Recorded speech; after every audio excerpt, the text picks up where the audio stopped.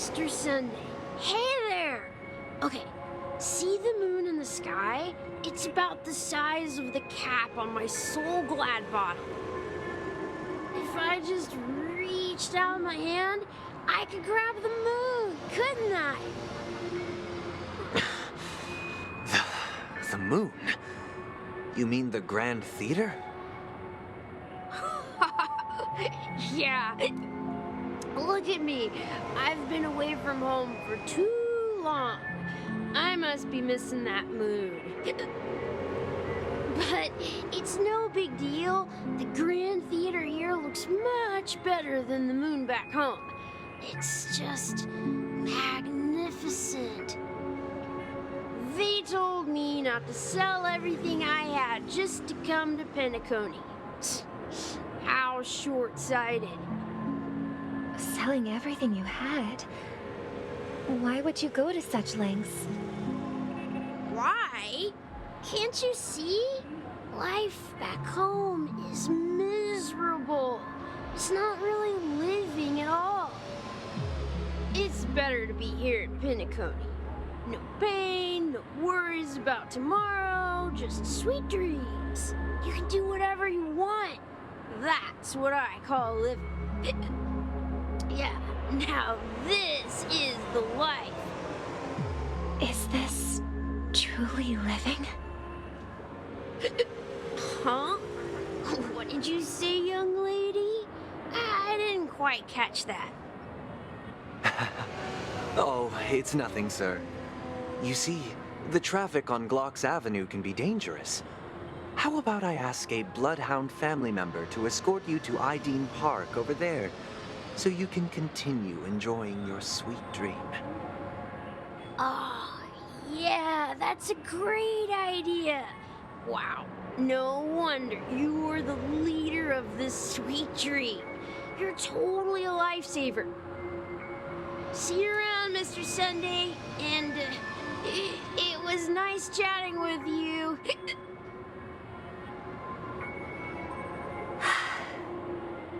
What's up, sister? This is the land of the dreams. But why do they live like this?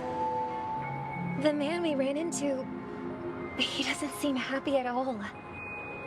Even though sweet dreams are nice, they're just illusions. But for him, they're the only way to survive, even if it means giving up on reality. That's not really living at all. I suppose you have a point. But, in my opinion, that's how most people live their lives. Why do you say that? You think that man is not actually living, but that's not quite accurate. Even without Penacony, people create their own illusions called self-value. People believe they have a predetermined value to fulfill. Gaining value means gaining power, and those deemed worthless are seen as the weak. However, value doesn't come out of thin air, and there's a limit to it. To accumulate value, people have to take from others, so the weak get exploited and oppressed. Are you suggesting that this is not how things should be? Exactly. But, ironically, people don't think there's anything wrong with it, because they uphold the illusory notion of self-value, and even the weak believe in it. The survival of the fittest. That's where all the tragedies in the world come from. People come to the sweet dream in Penacony to escape from that reality and find solace. No tragedies exist here.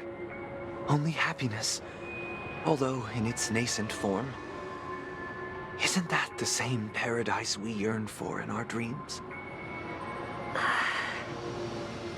Perhaps that man is just an exception. Let's not jump to conclusions. We should experience the dreamscape ourselves, just as I did at Dreamflux Reef. Yes, seeing is believing. I'll accompany you. The Dream Master hasn't shown up yet, so we have some time for a stroll.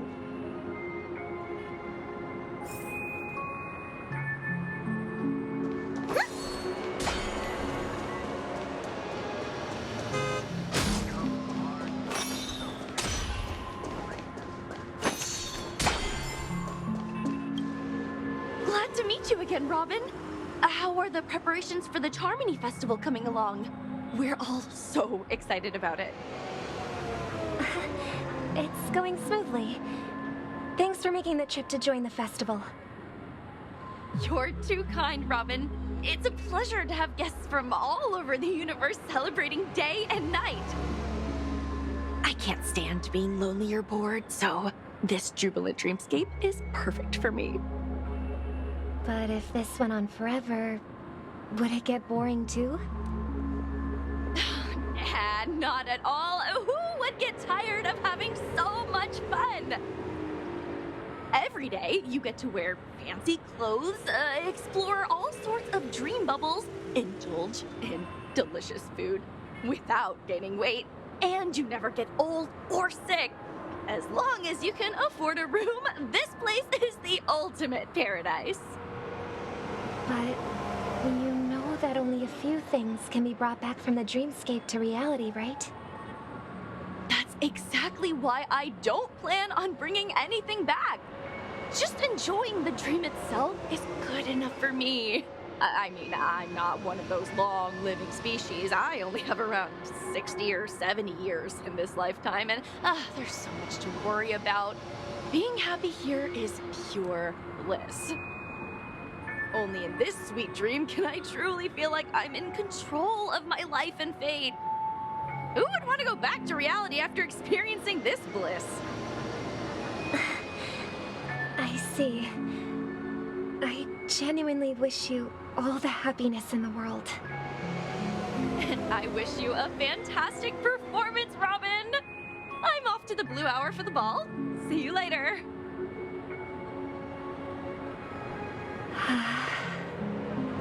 Seems like that guest's perspective didn't resonate with you either. She had a valid point. I could sense her genuine happiness. It's just that... What you're trying to say is, she thinks she's in control of her life. But in reality, she's just escaping from reality and seeking solace in this sweet dream. Once she steps out of this sanctuary, everything will be lost. Well, she did make mention of being able to afford a room. Didn't she? However, the paradise in our dreams, it doesn't have to end. No. And the paradise we yearn for shouldn't be just a fleeting dream either.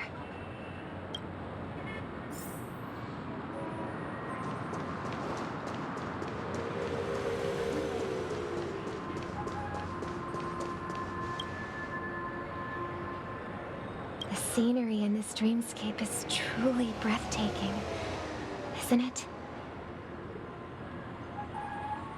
Oh, Robin. Can't believe I'm meeting you in person here. What an honor. You're right. Even though time stands still in this dreamscape, it always feels fresh. I find something new every time. A philosophical mind. I hope I'm not intruding. Oh, not at all. No. With little time left, I yearn for meaningful conversations, especially with someone as esteemed as you. Do you mind if we chat? It's my pleasure. No need to be formal. Just speak your mind. You said, with little time left. Please, forgive me for being blunt. But is that why you came to Penacony? Yeah. I was part of a war, and while escaping from the Sarkosian mothership, I got exposed to some radioactive materials. And then, all my comrades died, and my hometown was wiped out by neutron bombardments. I couldn't bear to live with everything I knew gone. That's when I heard about a possible solution here, so I came. How heart-wrenching. I hope the family has been able to help you. They have, and I'm truly grateful for that. They provided me with a comfortable room, the most advanced life support devices in the cosmos, and a stellar team of caregivers. My physical body is now in the dream pool, sustained by life support. The me you see here is whole, rational, and no different from any other person. But I can't say the same for the me in the hotel room. My true appearance. Well, I hope you never have to witness it, Robin. So, you'll be living forever in this dreamscape, right? Just being able to live at all is good enough for me. Whether it's in this dreamscape or not, well, I don't really have much say in the matter. My world has been torn apart, and my life could end any second. So, even if this whole place is an illusion, it's still my paradise, and I'll treasure every moment I spend here. How I envy those everlasting things. That old man's story. It's so tragic. Fortunately, this sweet dream gives him joyful memories to hold on to for the rest of his life. That's precisely why this sweet dream in Penacony exists. However, even the sweet dream has its limitations. While it provides solace to the disillusioned, it can't completely eliminate pain in reality. There will be a way out. Penacony is already on the right track.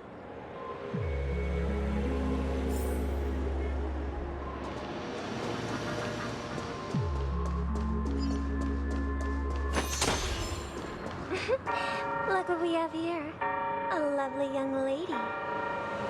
Wait, is that me?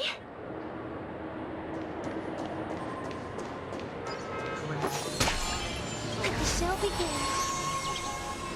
Brother, what a surprise to see you again. Show yourself. Your trick won't work on us. I've heard that a skilled mass fool received an invitation too. That must be you, right? Did you enjoy yourself? Barely. The people here are way too gullible. A little bait is all it takes for them to bite. And they run away at the slightest hint of danger. In other words, they're naive and cowardly. Now that you've had your fill, it'd be wise to leave before it's too late. The music of the harmony doesn't tolerate discord. What? Now that you have the real Robin, I'm useless? Oh, how disheartening. I've done so much for the family. You should be thanking me, because if it weren't for me cleaning up this mess, Penacony would still be in shambles. Don't you think? That was a personal request from the head of the Iris family, and it has nothing to do with us. Step aside and stop causing trouble for the Charmony Festival. The Charmony Festival? You think you can scare me? You think I have no idea what you're planning? I don't care what you're thinking, chicken wing boy. But I'm pretty sure our lovely Robin won't be appearing on stage. After all, you're well aware of what a sorry state this dreamscape is in under the banner of harmony. Penacony, the land of the dreams. Is this truly the paradise you desire? Stop it. What's the rush, chicken wing boy? Did I get to you? Our paradise is none of your concern, masked fool. Leave now, or the family won't tolerate you anymore. All right. I'll go. But Robin, I suggest you seriously consider this. Do you really believe those living in dreams can escape pain and find true happiness?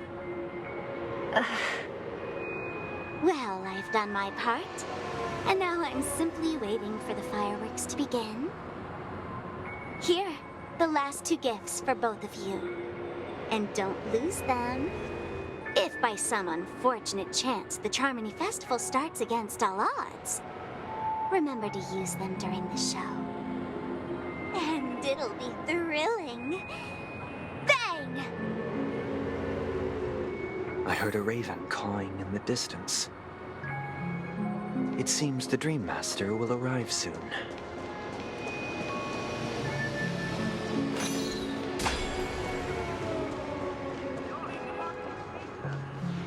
Let's wait here for the Dream Master to arrive. Okay. By the way, brother, I heard you no longer have a sweet tooth. Back when we were kids, you used to steal my desserts. Seems like a lot has changed during my absence. What exactly happened? Well, someone has to stay awake even in this sweet dream. But that someone doesn't have to be you, or anyone in particular. You're carrying too much on your shoulders, brother. The paradise in our dreams. It shouldn't be like this. Penacony is nothing more than a dream. It can't erase the worries and pain of reality, or bring true happiness. It only offers an escape from reality. Nothing more. Remember the old man we met earlier? Without this dream, he might have completely lost himself. That might be true, but even without Penacony, he could have chosen another path. As far as I know, the Intelligentsia Guild has been promoting their rehabilitation techniques for a long time now. That path may have been more ordinary and challenging, but now he is receiving hospice care in a comatose state, and his fate is sealed. Is Penacony granting these people a future, or is it taking it away from them? Well, don't forget this. Not everyone really has a future. The future for humanity is like the sky for birds. People mistakenly believe that flight is inherent to birds because they've never witnessed those birds crashing to their death. Do you remember how we took in that little Charmony dove when we were young? Yeah, we took care of it. Provided food and water, groomed its feathers. And later, when I decided to leave Penacony, I opened the cage and set it free. Well, I didn't mention what happened to it in my letters because I didn't want to upset you. Shortly after you left, it crashed to its death right in front of your window. I had surmised as much. I knew you wouldn't have avoided mentioning the bird for no reason. Despite that unfortunate outcome, I still believe it was the right decision. Birds aren't meant to spend their lives in cages. They belong in the sky, even if they can't fly. But here's the thing. If there are birds in this world that can never fly, can we really assert that they belong in the sky? Are you implying that the same goes for humans too? Let's take the Astral Express as an example. The Nameless made tremendous efforts to bridge worlds, gaining fame across the universe. However, only a few extraordinary individuals can endure such a perilous journey. That's because the pursuit of the Trailblaze exceeds the capabilities of ordinary humans. Otherwise, why would this path be filled with broken rails, an abandoned express, and even a fallen eon? That's just sophistry. If that were true, then only the powerful would have the right to determine the future. Unfortunately, that's exactly what happens. Another name for the future is self-value. While this world has its fair share of heroes who inspire people and garner admiration for their heroic deeds, the majority of ordinary people will never become heroes in their lifetime. Some are born weak and vulnerable. Some find themselves trapped in unfortunate circumstances. Some fall victim to malice and cowardice. When it comes to survival, everyone is equal. And the weak can only watch as their value gets constantly diminished by external forces. That's why we should care for the weak and support them as if their suffering were our own. That's what the Odes of Harmony have always taught us. While the Harmony holds noble aspirations, the strong will always be strong, and the weak will always be weak. Even in this carefree dream. Human nature contains greatness, but it also harbors inherent weaknesses that can't be eradicated. In the end, if people can't even secure their own survival, they won't care about the illusory future of equality. As long as the law of survival of the fittest prevails, there will always be fledglings crashing to their death. But if people don't live for the future, do they merely exist for survival? If even you, my brother, don't believe that the Harmony will save the weak, then which eon can make our dreams come true?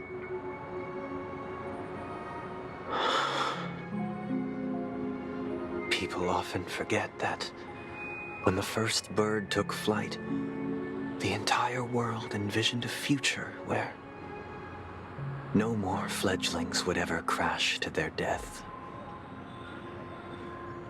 Are you reading, sister? What are you reading?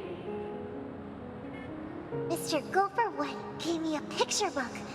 It's about the story of the harmonic strings.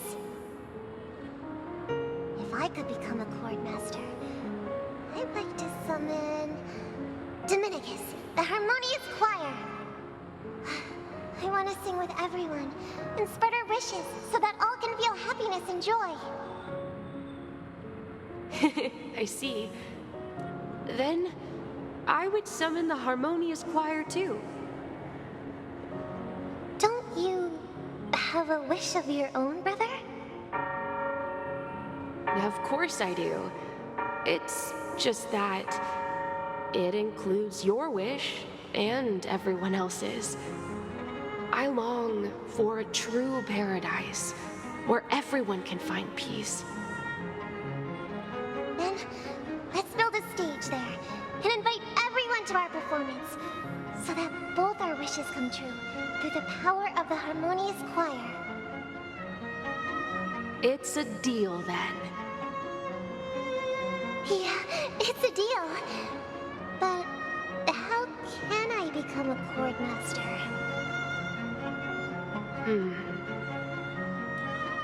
Maybe you will have to become a star first.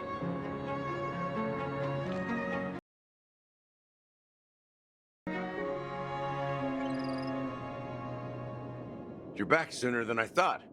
Any results? Yes. And now, it's up to us to forge ahead. Since he's already carried out his last wish, my final mission is complete. But pardon me if I sound curt. It's good to have determination. The path Mikhail left for you is not an easy one to tread. Why else would he have chosen to sleep in solitude, staking everything on some nameless in the future? But you have the numbers, and in numbers comes strength. So that might just delay your inevitable a little more. Got any more encouraging words? As I see it, relying on Welt's negotiations alone is far from enough. Regardless of whether the other party will be compliant, negotiating simply allows us to meet them as equals and won't grant us an upper hand. Penacony is our rival's home turf, and we already have very few chips left to play with. Rather than idly sit around while the family's got us blocked off, an offensive approach might be a wiser course of action. We're more familiar with the Stellaron's properties than most, and since it's the key to stabilizing the sweet dream, it's vital to the family's interests. By attacking their core interests, they're bound to retaliate hastily. And as the saying goes, haste makes waste. That's right. As long as we pose a threat to the Stellaron, either with words or otherwise, we have a chance at gaining the upper hand. But the problem is, on the eve of the Charmony Festival opening, how exactly are we going to get close to the theater? Family security will be airtight, and if we brute force it, even if we succeed, it's too risky. So, no one's gonna say anything? Then I'll raise my hand. I know the answer to this question.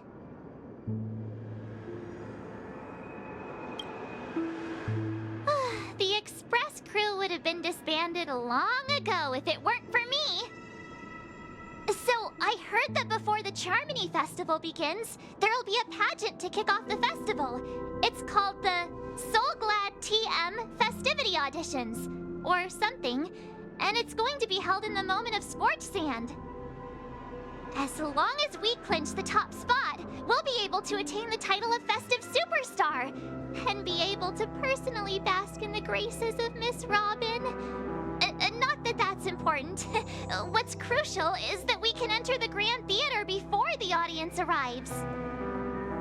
So, how do we go about participating in these festivity auditions? I've already procured special invite tickets from Miss Robin's fan club. To tell you the truth, I had been preparing to join the auditions all along, but now it looks like even if I scrape through, I probably still won't have the chance to shake Miss Robin's hand.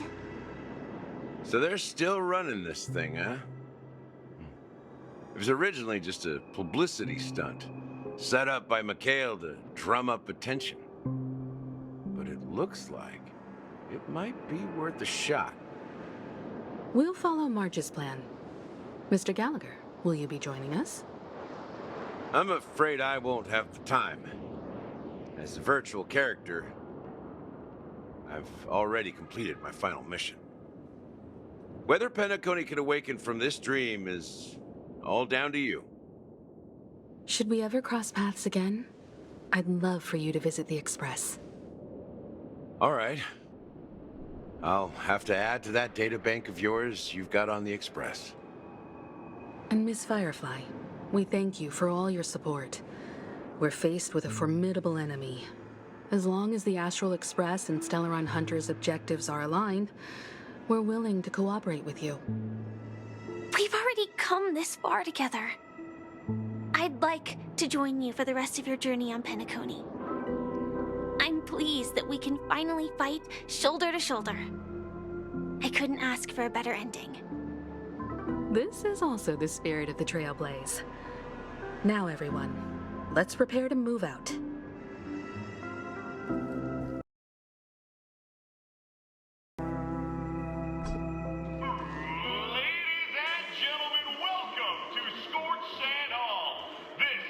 Challengers thrive and dream chasers shine, all under the watchful eye of the entire universe. If you have ambition, dream, and the drive, dear friend, the next superstar of Penacony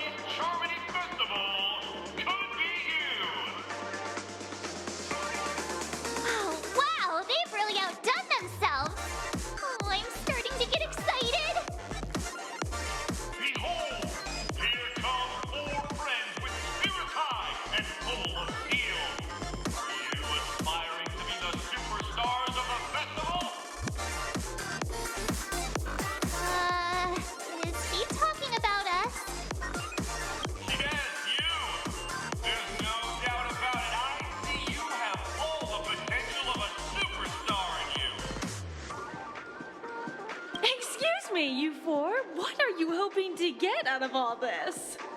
As the last group of contestants, how confident are you in overcoming all of the challenges? Would you be open to a brief exclusive interview with us? It'll be quick. Your journey is long and fraught with peril, yet under a sky blanketed by banners, you vie for the crown. The sword and rose! Protect the beauty! The beauty! Magnificent and majestic! A knight's head is hard as steel. Brotherland's focus is stubborn as a heel. We don't all have to be winners, but if we don't have fun, we'd all be sinners. People are pouring in. Kinda feels like all sorts of baddies are showing up.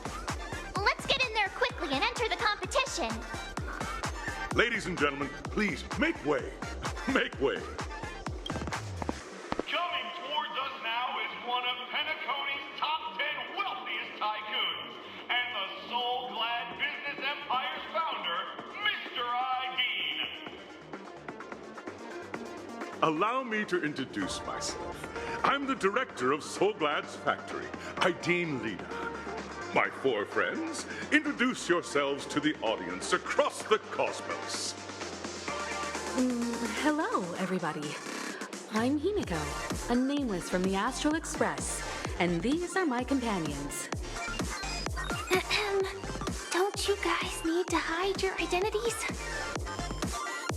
Can't hide it anyways. Penacony is plastered with our posters.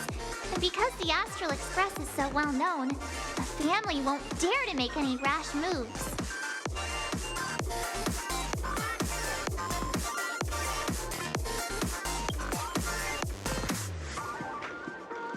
Hello, everyone! I'm March 7th. I'm an ordinary girl who loves adventures. Hello, everyone. I'm Firefly. I am also an ordinary girl who enjoys adventures. So it's a bunch of nameless guests. This final face-off is bound to be spectacular. Time is precious. My four friends, come with me. Grab a bottle of Soul Glad and make your dreams a blast.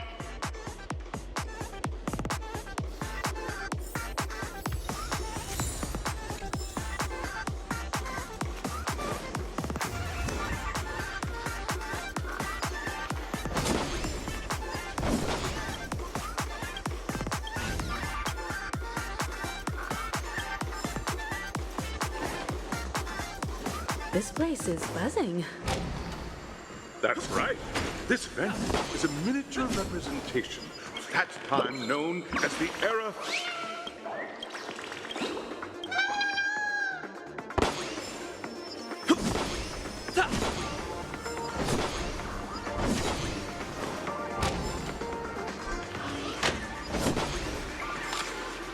Grab a bottle of Soul Glad and make your dreams a blast. Nameless, your arrival reminds me of the grand occasion when Penacony was first established. I was still a young, bright-eyed lad back then, lured here by the watchmaker's ads, full of zeal and ready to make my first fortune in life. Once, during a particularly grueling day, I passed out and was resuscitated by a drink from Mr. Sousa. That sweet taste has since been etched in my mind, and that was what drove me to create the Soul Glad that we all know and love today. The dream-chasing era was truly a wondrous time. Oh, I miss those days, and the watchmaker. Scorched Sand Hall is my homage to that time of boundless possibilities. I wholeheartedly hope you make it to the finish and emerge as the next superstars of Penacony. Now then, is there anything you'd like to say before the competition officially begins?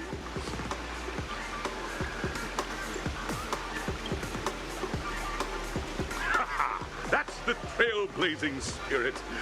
How about you, Miss March? Hello, everyone! Next up, get ready for the Mega March 7th adventure, where I'm going to break the speedrun world record! Trailblazing into the uncharted and challenging the limits. That's Miss March 7th for you. How about Miss Firefly? I hope that by the end of this journey, everyone will have achieved the outcome that they hoped for. Ah, a wonderful wish. Miss Himiko, what are you expecting from your team? Safety first, everyone. Simple words, but full of warmth. Waiting for you are 3 stages, each connected to that era. The first 2 stages offer 2 distinct paths to choose from, with unique challenges on each route. And in the last stage, you will face off against a champion who has defended the title to this very day. A beloved contender whose noble virtues are unrivaled. Those are the rules. Simple. Everyone clear? Now, I hereby announce that the 33rd Scorched Sand Festival of the 20th season, sponsored by Soul Glad Enterprises, has started.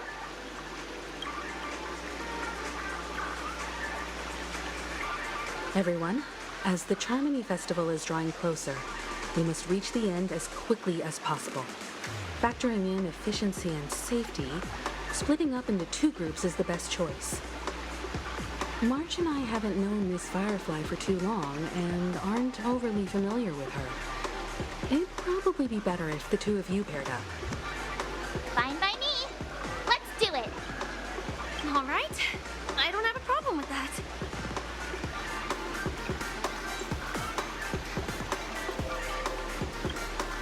We'll split into the assigned groups then. Let's not waste time.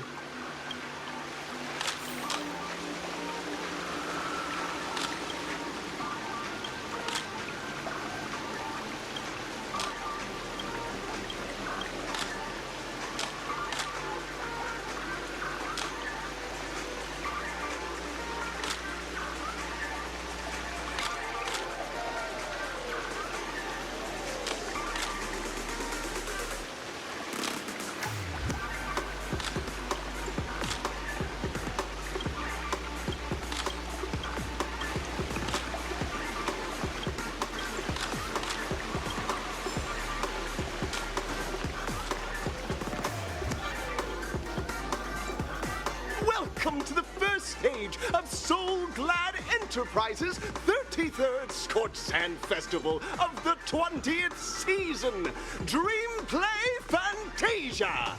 In this stage, you can choose between 2 challenges, the School of Acting or School of Action. In the School of Acting challenge, you have to complete 3 performances from 3 scripts and move the panel judges. In the School of Action challenge, you have to defeat 3 groups of enemies convincingly and reach the end. Now, make your choice.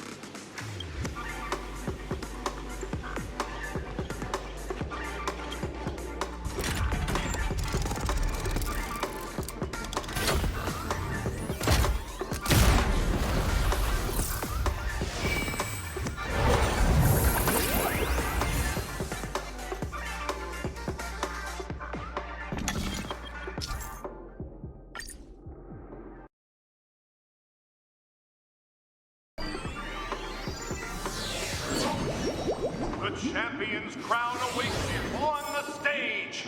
Welcome to the Arena of Action Stars. Please make your way to the stage and vanquish those malevolent scoundrels with your dazzling fighting techniques.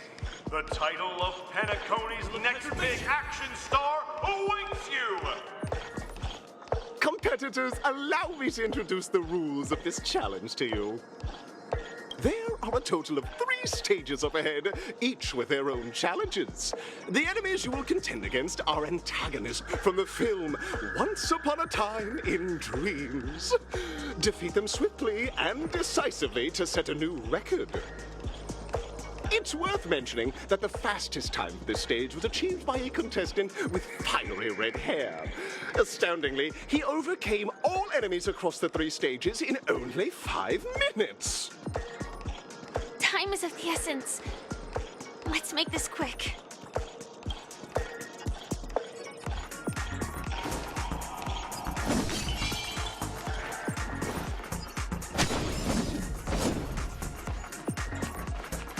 Contestants, you are about to confront the monsters of the primordial dreamscape. During this period, Penacony was nothing but a barren wasteland. The dreamscape was fraught with strife and disorder, with memory zone memes running rampant. As dream chasers who've come to Penacony, defeating them is your first step towards success. All the Soul Glad is ours! Don't even think about plundering the Soul Glad from us!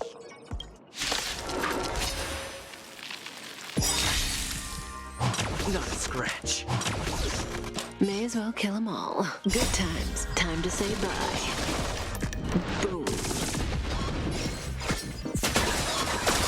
That's half work. Psychic, my friend.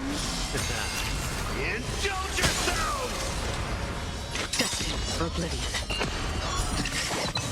That's all you got? Relax. I weep for the departed. It too shall fall.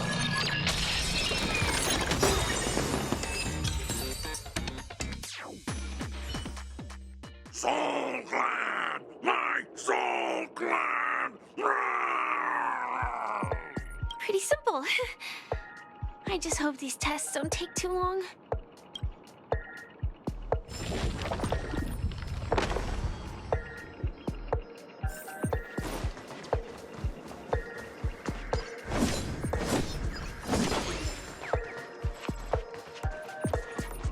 Congratulations on becoming the first group of Dream Chasers! Answering the call from the Watchmaker, you are disappointed to learn that Penacony isn't paved with gold. Resigned to your current plight, you start from the hierarchical dredges, biding your time for a chance at success. Just as you're about to give up, a downpour sparks a business idea. You enter the umbrella business! But just as things are looking up, you encounter a competitor. Defeat them and emerge victorious from this trade war. Why is our opponent Soul Glad? Because this is Soul Glad Enterprises' 33rd festivity auditions of the 20th season! Isn't this just product placement? To safeguard the integrity of Soul Glad, I will soar high into the sky and become its shiniest star. Whoosh!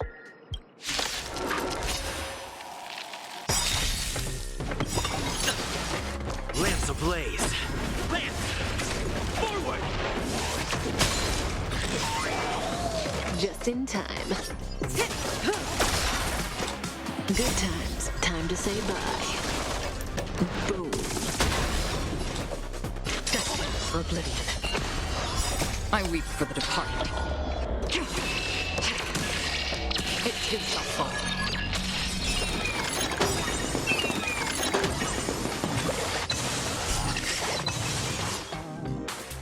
How's this taste? Nice teamwork. Relax.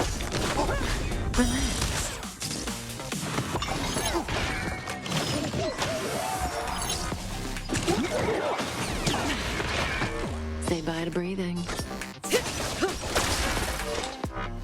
Still waters of oblivion.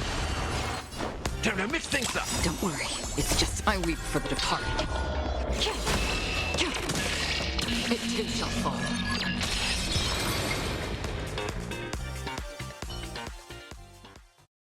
The world kisses me with pain, and I provide with Soul Glad in return. Whoosh!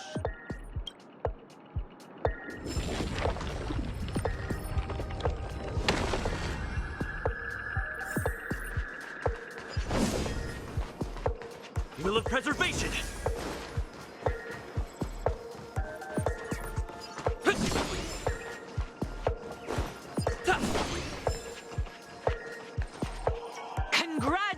Congratulations to our 2 Dream Chasers for establishing yourselves as budding stars in Penacony.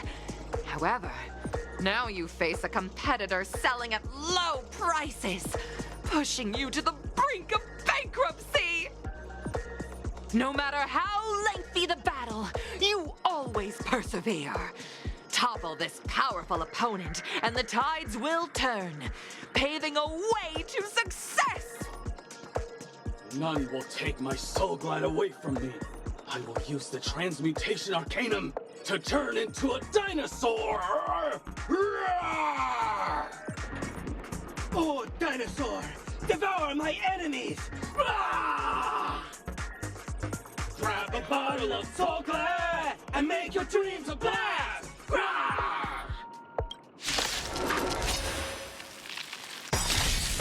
Just in time.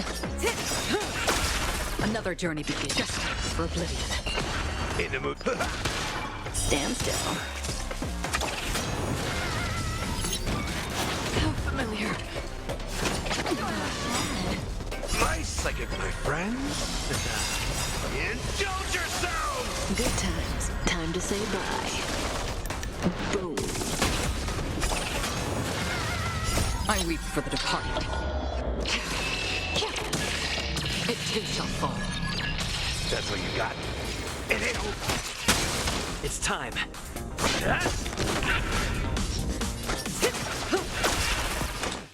On the still waters of oblivion. Relax.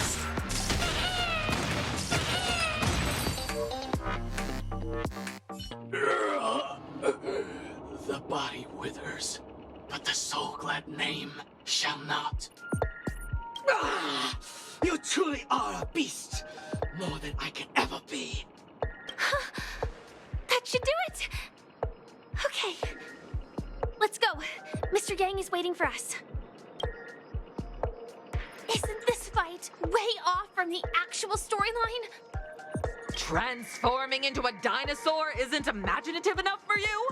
This is the sort of magic only seen on Penacony. Anyway, let's get back on track. Where were we? Oh, that's right. After an extended battle, you finally emerged victorious! But the companion who journeyed to Penacony with you chose to leave, having lost all hope. In the years that followed, you encountered each other once more on the prosperous streets of Penacony, but dared not call out to one another.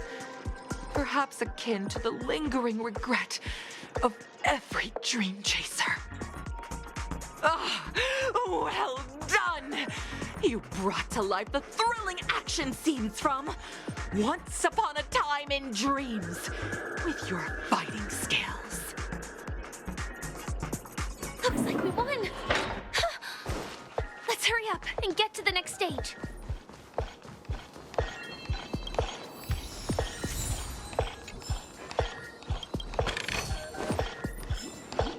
Congrats to both of you for clearing the stage, but more importantly, are you having fun? Fun is more important than success. Look at the time! You finished much faster than that red-haired contestant did. That red-haired contestant. Who is that exactly? You'll find out eventually, but only if you clear the next test first. Welcome to the second stage of the 33rd Scorched Sand Festival in the 20th season, sponsored by Soul Glad Enterprises. Gunfire time! You have the option to choose gunfire and undergo Brother Hanu's trial, or time, where you'll face Clucky's trial.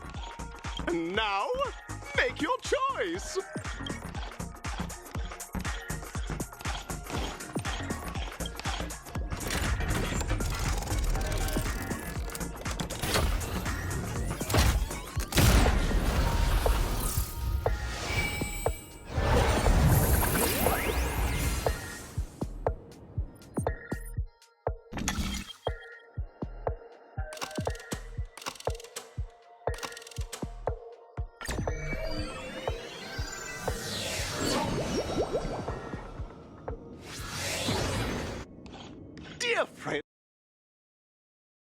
welcome to the enchanting universe created by the Watchmaker.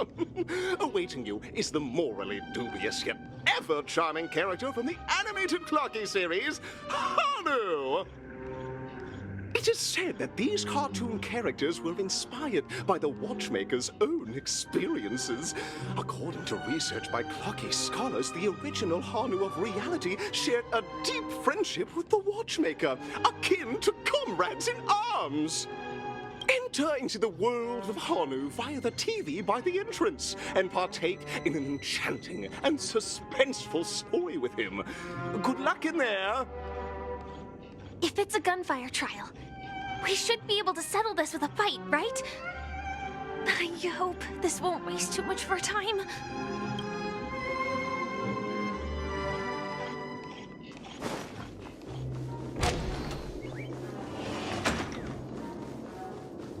Ready? 1, 2, 3.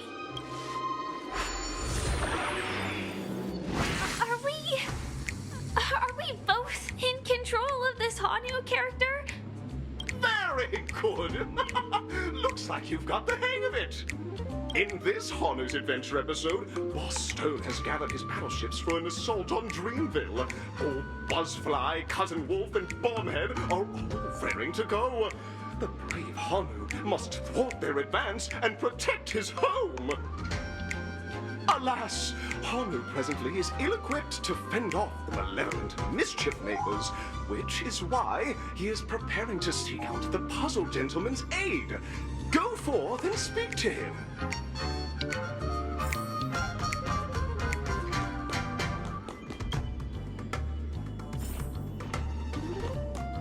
Oh, brave Hanu, you look like you could really use some help.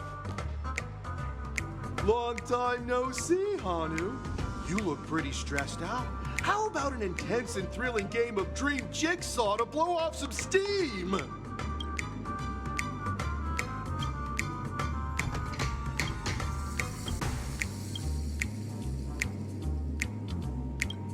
Oh my!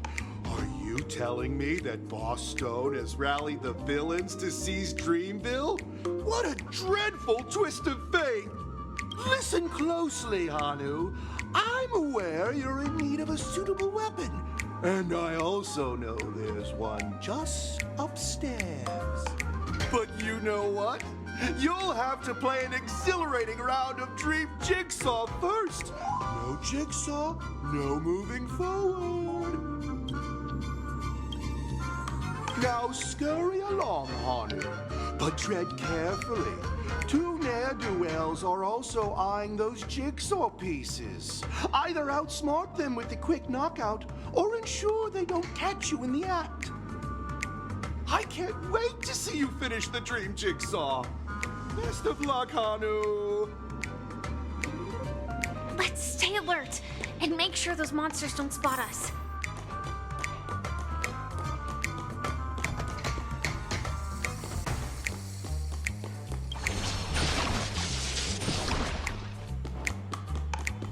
Look up there!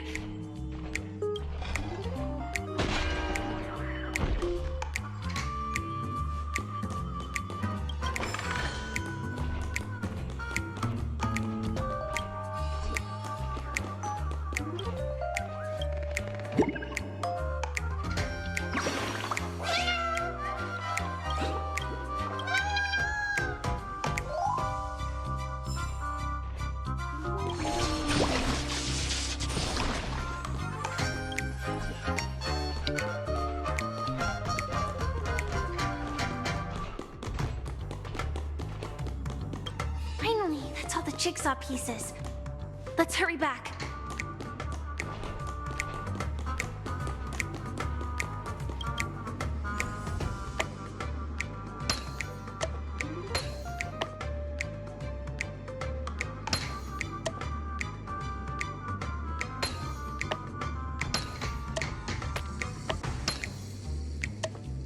Oh my! The exquisite sensation of perfect alignment! My organizational itch has been quite thoroughly scratched. Hurry now, Hanu. Touch that TV set and transform back into your own self. Then head upstairs. Your weapon awaits you there. Are such haphazard instructions really okay?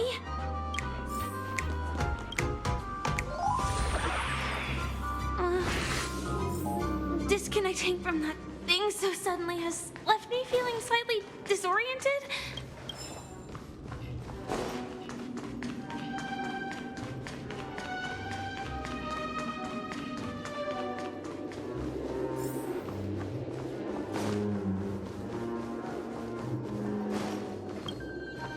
Is that Hanu?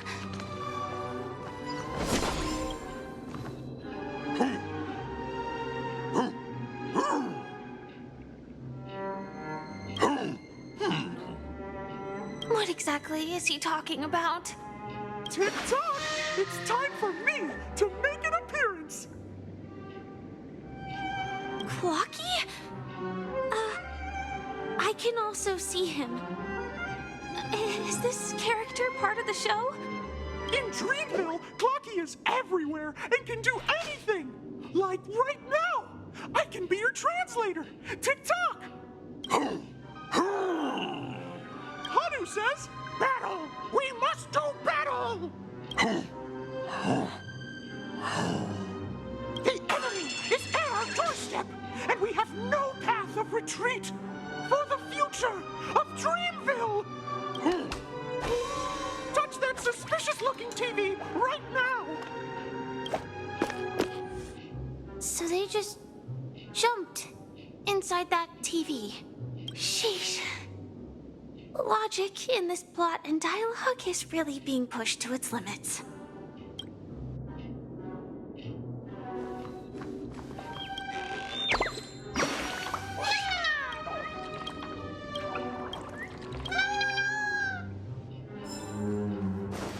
Well, here we go again. Ready?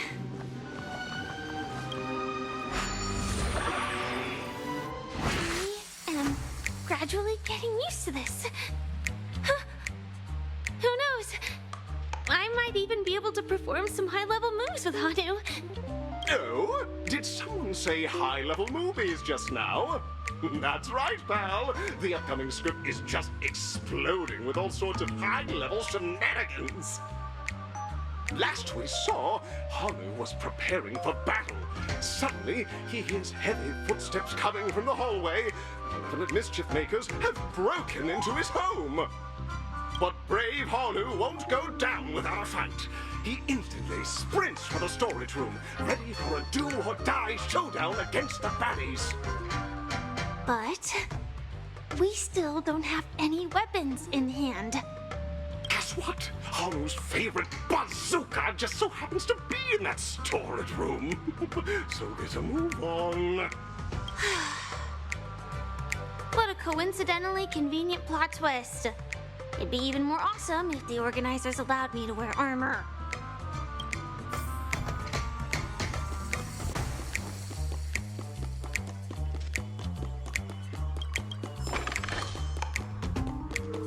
The storage room. It's behind the shelves, right?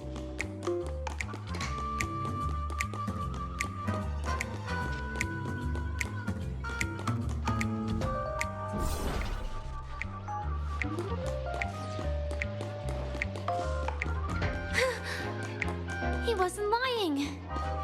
There's actually a bazooka here.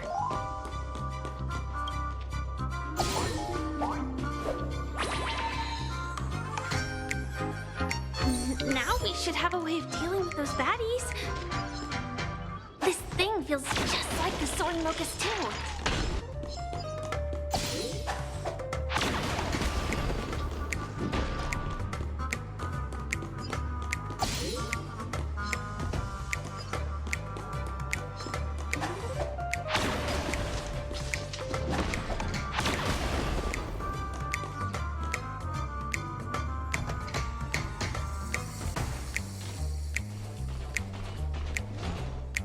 Careful. It looks like we've got more company. Get ready to fire!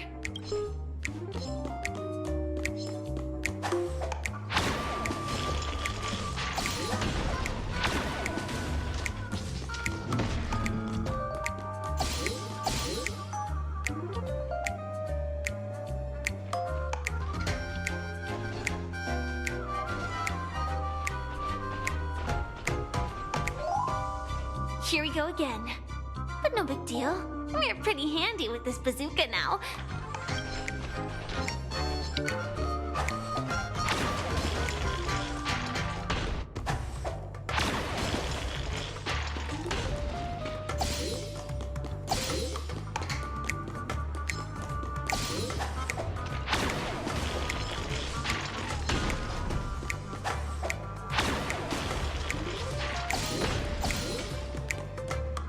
Should be all of them, right?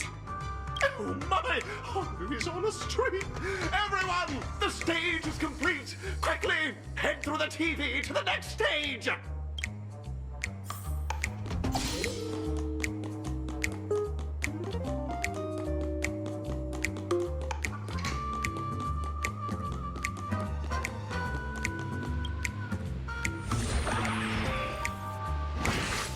Well, that's that. But it is gonna be hard to let go of this bazooka. Never mind. Let's hurry over to the next stage.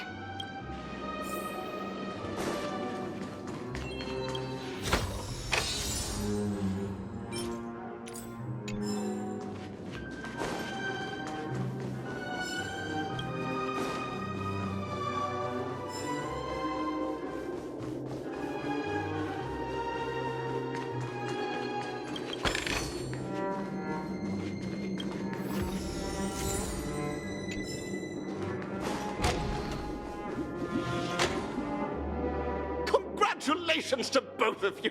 Oh, you've overcome all obstacles and proven yourselves. But, unfortunately, there is only one who can be Penacony's festive superstar. In the final stage, you will face the defending champion. If you fail, you will lose the opportunity to become the festive superstar. Welcome to the 33rd Scorched Sand Festival's third stage in the 20th season, sponsored by Soulglad Enterprises' Superstar Showdown.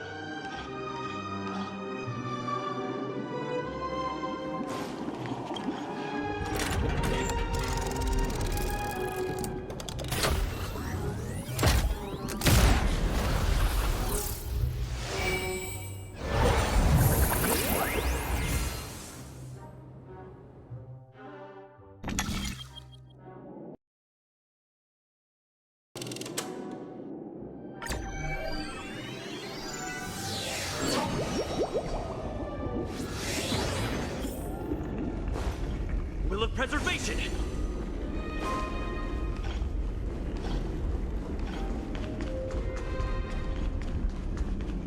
No way, I think I just saw someone.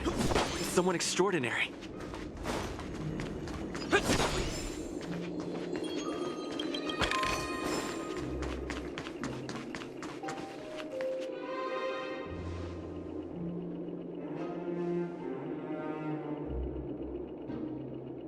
Are you a Knight of Beauty?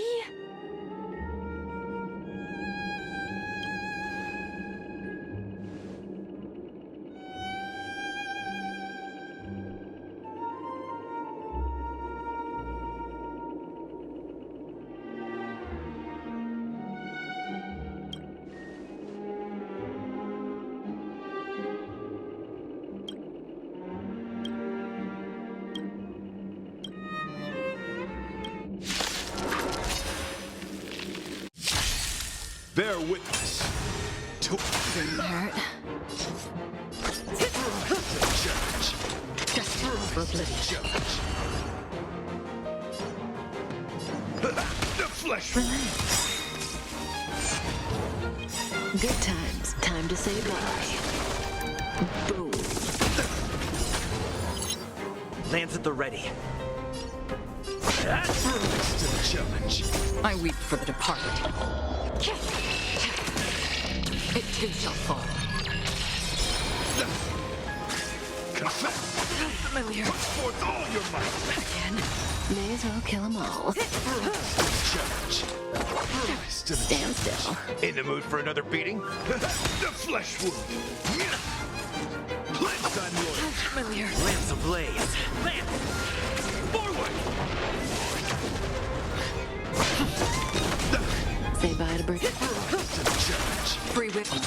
waters of oblivion. My psychic, my friend. Indulge yourselves!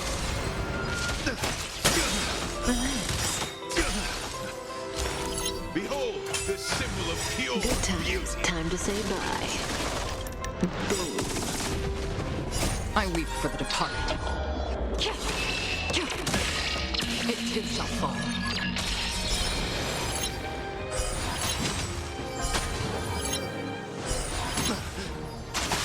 Confidence. May as well kill them all. Another journey destined for oblivion. Step up, let's see. Stand still. Confess. Put forth all your might.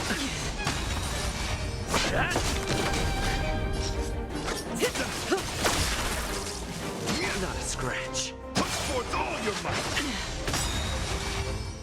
Still waters of oblivion. Rise to the challenge. I weep for the departed. It too shall fall.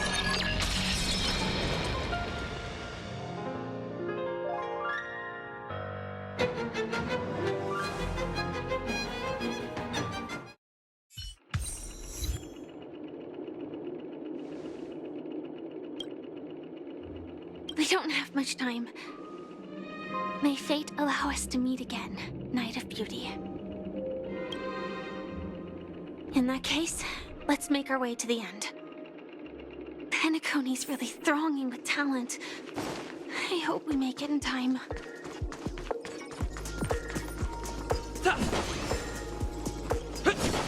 Will of preservation!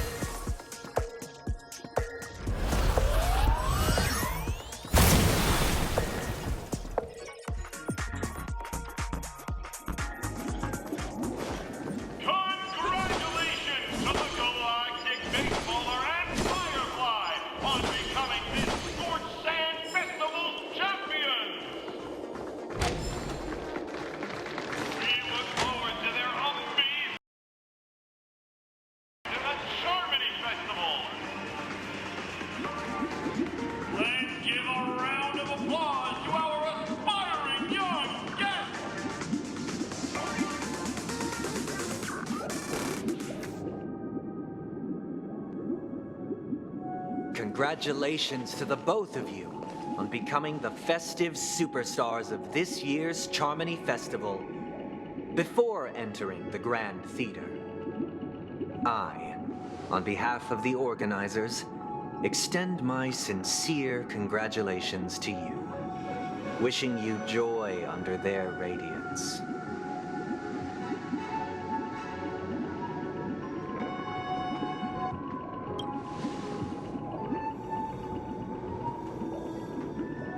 As previously promised, my sister, Mr. Yang, and I have met with the Dream Master. We delved into the truth about Penacony and its Stellaron, and have come to a consensus. Both I and the Oak family cannot acquiesce to your request. Just as expected. We acknowledge the perspective of you, Nameless. Penacony does require change, but not as you propose. The planet of festivities cannot and will not revert to a place characterized by chaos, disorder, or anarchy. Through your journey of overcoming obstacles, you must have glimpsed the essence of that era.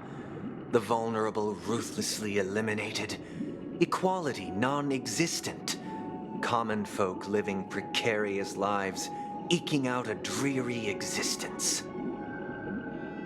Ultimately, only heroes like yourselves manage to achieve success. But I would dare ask, if you did not possess the special status of having a Stellaron, and you were but an anonymous and frail member among the masses, which Penacony would you prefer? A dystopia for the survival of the fittest? Or a sweet dream paradise for all?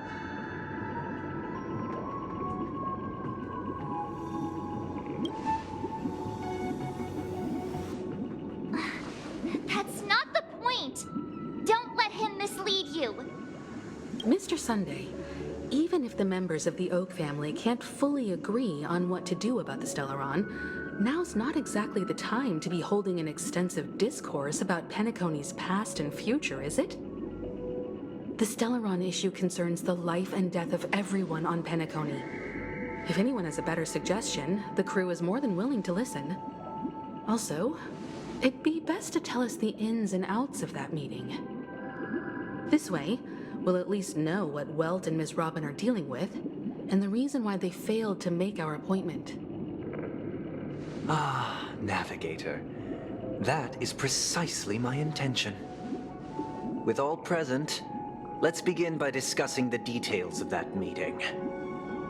Let's talk about our tribulations and choices, our ideals and beliefs, and our final course of action. The only path to take.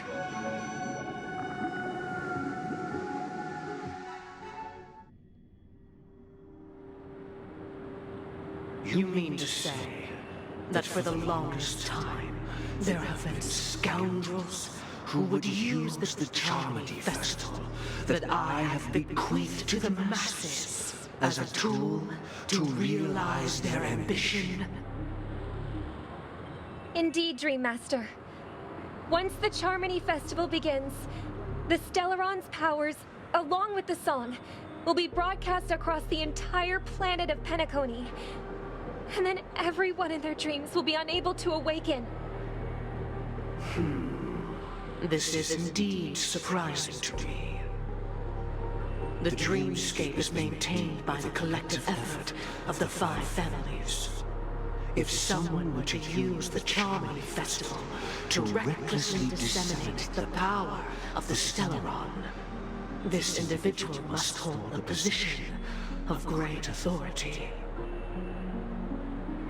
Do you have any suspects? I'd like to ask, did you really not know of the Stellaron's existence? I would have never thought that this nameless would point the spear at me. Quite astonishing indeed. If I have offended, the Astral Express extends its sincere apologies. But the current circumstances are dire and leave no room for meticulous inquiry.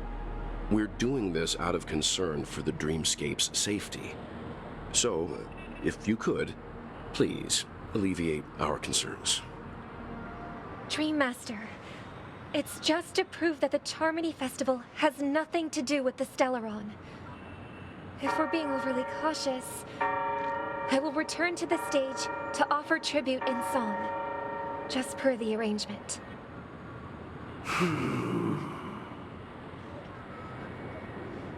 Sunday, Robin. I've watched you two grow up and know your dispositions like the back of my hand. Both of you, right now, can surely be lauded as their most devout advocates. I already know your resolve. The magnitude of this matter is enormous and cannot be taken lightly. Since Mr. Yang has asked with such earnestness, I will personally respond in kind. If there is a need, the entire Oak family will be mobilized to heed your call. Someday, might I ask you to beseech them to cast their light unto me, and question me in their stead, so that no lies may be concealed? I will do as you command. Robin, could I entrust you to be present as a witness, to document the truth, and to proclaim my innocence, so that all slander may be utterly dispelled? I will do as you command. May thy will be carried out on earth, just as it is in the heavens. Oh, triple-faced soul, please sear his tongue and palms with a hot iron, so that he will not be able to fabricate lies and make false vows. Let us begin. There is nothing else to prepare. Understood. Question. Have you devoted your life to your god, never worshipping other gods? Naturally. Do you love your god as you do yourself, always heeding their admonishments? Naturally. Have you strayed from the path expected by your god, betraying their name? Never. Have you ever been inordinate with your asks of your god, coveting more than the foundation of the creation itself? Never. Then, a final question. Do you swear to fulfill all vows, past, present, and future? With the Eon as my witness, if I do not deliver on my words, or if I renege on my vows, may I be cursed in accordance with divine law. They have seen your faith, and have endorsed your faith. With this, it can be evidenced... Just a moment. What is it, Mr. Yang? I have another question I hope to have answered. To my understanding, the family's harmony and prosperity have never relied on so-called divine laws. The god you both mentioned, are they truly Xipe? Mr. Yang should know that those belonging to the family toil together as if they were kin, embracing solidarity and unity under their light. All duplicity is laid bare before the harmony. Such a delicate and complex symphony. Which other god could perfectly harmonize this, if not for the Great One, Xipe? Perfectly harmonize. Therein lies the problem. It isn't an outsider lurking in the shadows who changed the harmony, but a dissonance that has surreptitiously emerged from within this very symphony itself. In the distant past, there existed an Eon.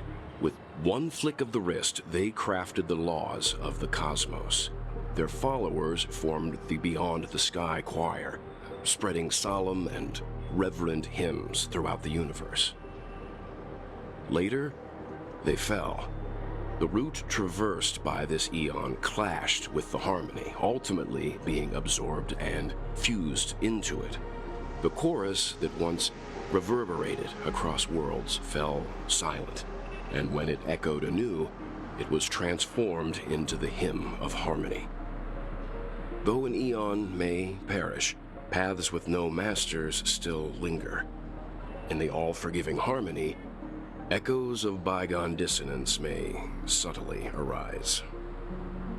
Mr. Yang, being overly astute can be a detriment, especially when you find yourself alone and without allies. So this is how it is. For the sake of our grand cause someday, please afford these two an opportunity to rest. What?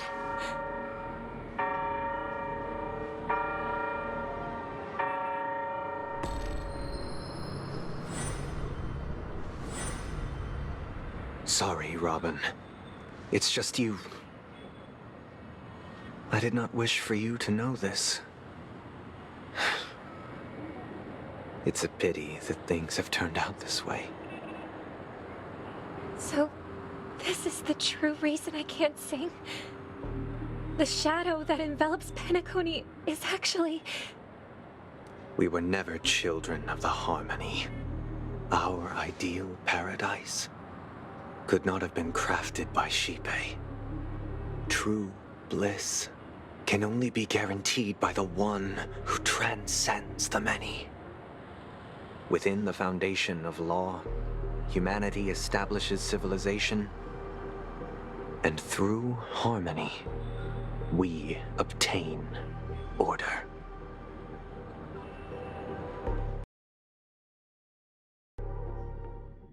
Unbelievable. To think that there would be remnants of the Order on Penacony. What have you done with Mr. Yang and Miss Robin? Don't worry. I just gave them some time alone to ponder their fates. You should know that these actions make you an enemy of the Astral Express. Should we need to stand against the Nameless, it would only be myself and the Oak family involved. But we haven't reached that point yet, have we? Your efforts for the justice of Penacony are evident to everyone, and have been widely observed.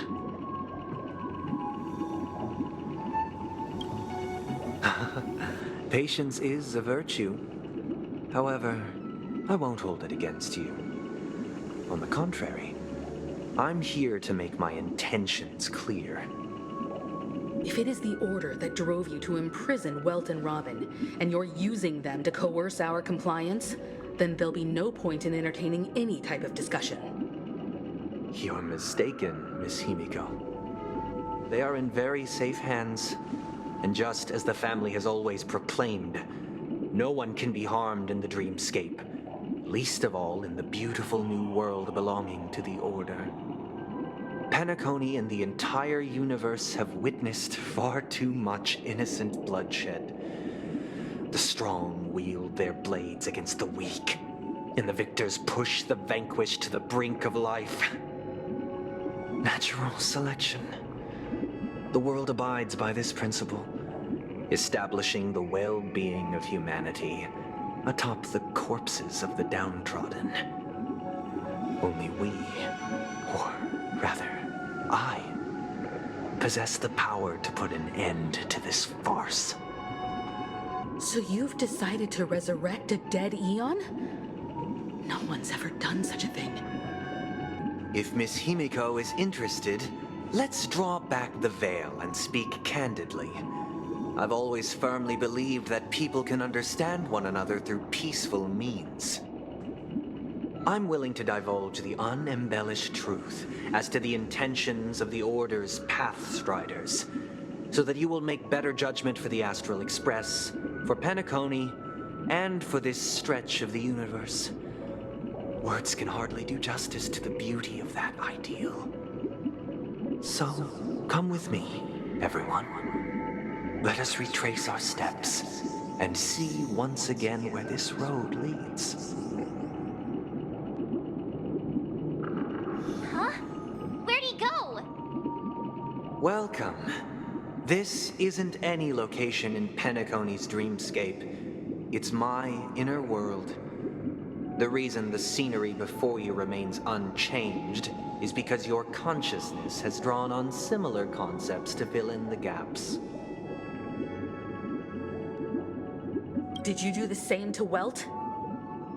It's a tuning process, stronger in effect and more draining on the mind. The gray-haired guest has experienced it before, so he should understand what it entails. Tuning allows you to intuitively grasp my feelings, which also means that I cannot hide anything from you. Now, everyone, please look at the huge screen. The road we once took begins here. From this point on, you will witness the numerous decisions I've faced, I've selected a portion of these to share with you.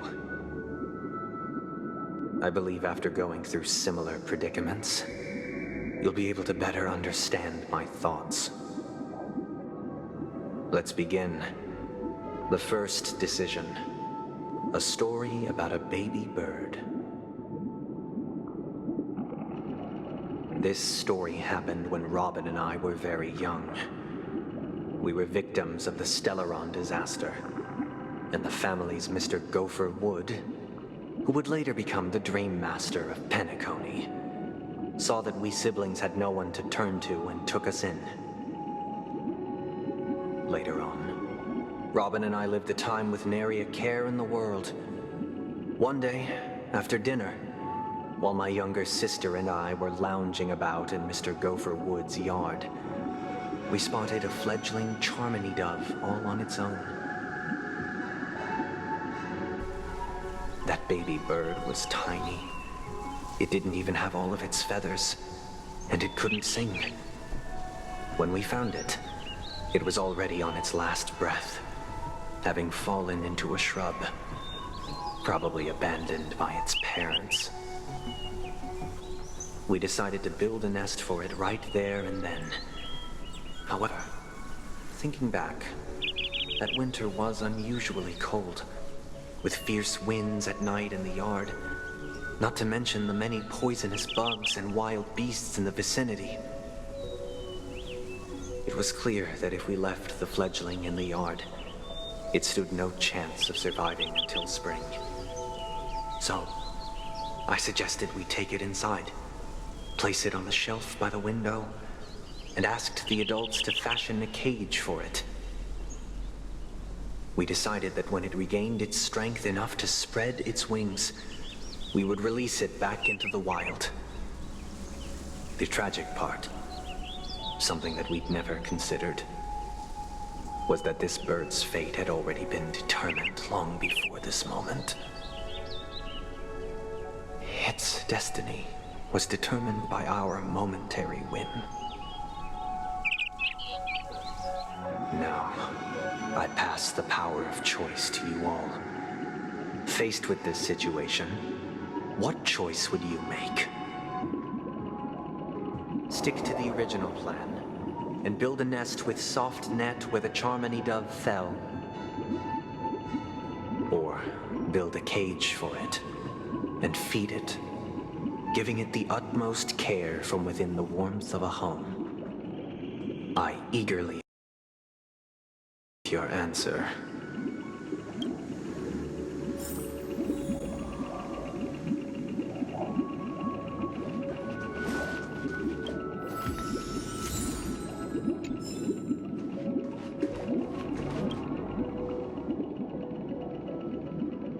It looks like he really has no intention of imprisoning us. If it's just a quiz, I suppose it's fine to humor him. Back to the question. I would personally choose to build the little Charmony dove a cage. No special reason. I do think that a fledgling should have the right to fly into the sky. But if it can't even live to that point, then there's nothing to talk about to begin with.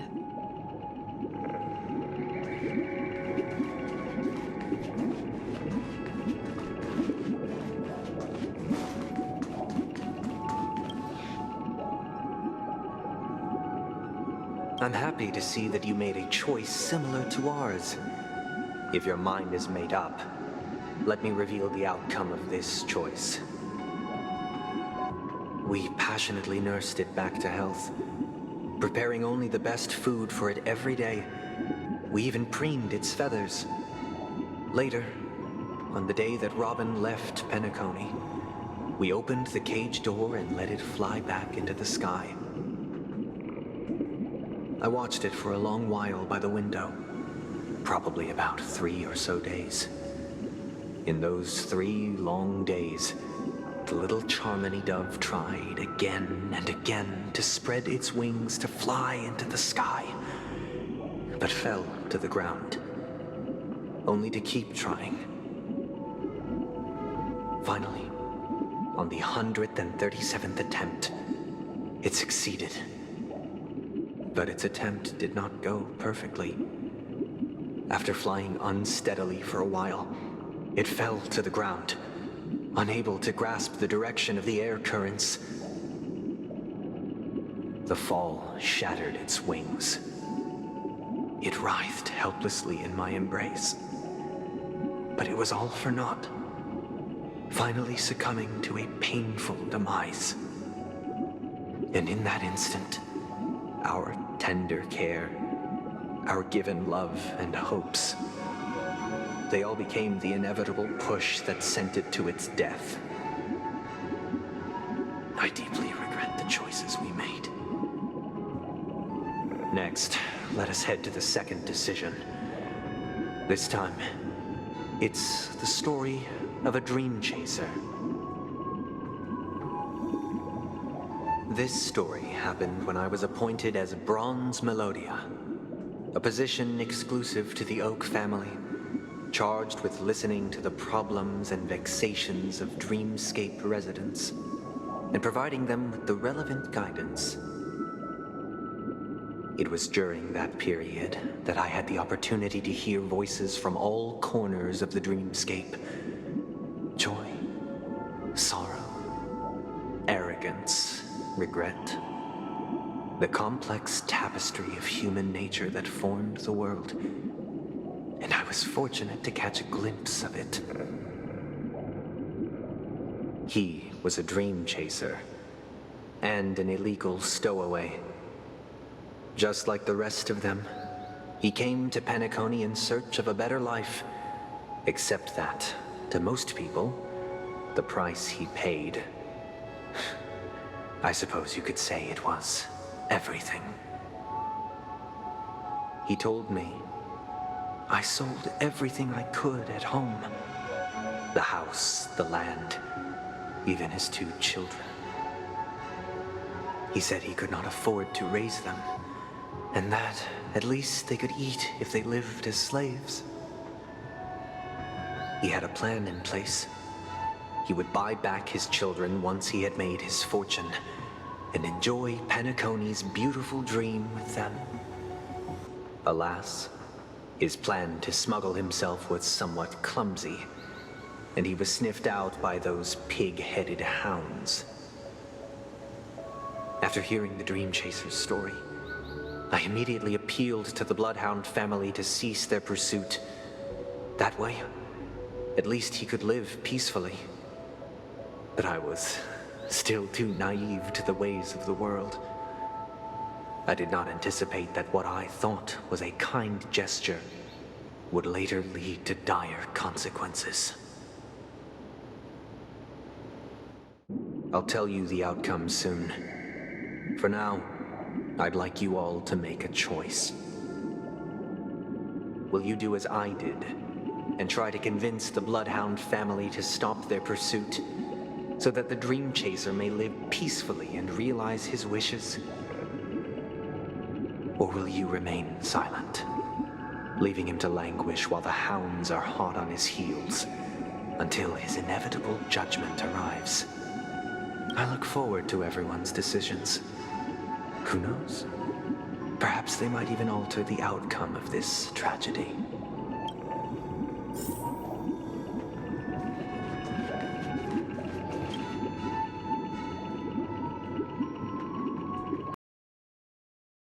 Seems illegal stowaways are really quite common on Penacony. But that guy in the story, I don't think he deserves any sympathy at all. He sold his kids to chase a dream. Even if he intended to go back for them, it's still insanely irresponsible. With that thought, there's only one choice. Let the Bloodhound send him back home. This person deserves to be punished.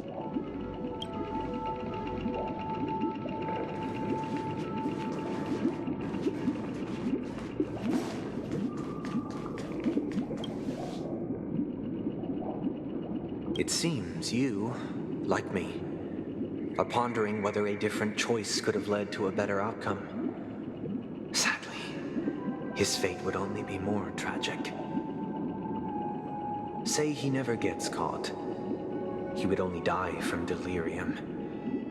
The methods with which illegal stowaways enter dreams are unorthodox, not flawless like the hotels. Living in the dreamscape would be a mere pipe dream. Should he be apprehended? Could the hounds afford to turn a blind eye? The answer is a definitive no. They couldn't bear the resulting consequences, and thus wouldn't dare extend a helping hand.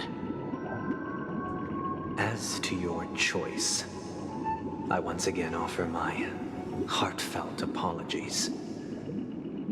Next comes the third and final decision. And the story this time is my own. This story happened the day I was appointed the Oak family head. At that time, Mr. Gopherwood was the current Dream Master, and as per his wish, we had a private conversation. What surprised me was that the Dream Master had only come to deliver a letter to me. He let me read its contents, and it was a letter from my sister. The letter contained the usual pleasantries, anecdotes from her travels, nothing out of the ordinary. Just as I started wondering how this letter related to our discussion, the Dream Master began to speak. Do you know who wrote this letter? My sister, of course. But why would you personally visit me to hand me a letter from my sister containing mere trivialities? To help you grasp the full scope of this issue. Do you know where Robin is at this moment? From what the letter indicates, she must be in Caspelina 8, correct? She's touring there right now. Correct. Has she mentioned anything about a stray bullet? A stray bullet? What? A war has broken out on that planet. It is because of this very reason that Robin chose this destination. To spread the word of the Harmony. And to save the lives of that planet. She personally made for the front lines. She hoped to ease the people's suffering with song, and was willing to brave mortal danger to deliver the IPC's medical supplies. Unfortunately, stray bullets show no such compassion. Is she all right? If the operation was successful, she should probably be recovering in the field hospital.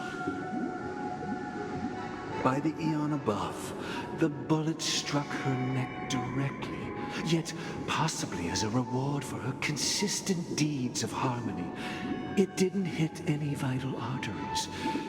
Once you've attended to your outstanding tasks, it'd be advisable to write her back as soon as possible. Those damned savages! I'll pack my bags right away. My gratitude for bringing this to my attention, Mr. Gopherwood. Now you understand why she always wears such elaborate neck ornaments, don't you?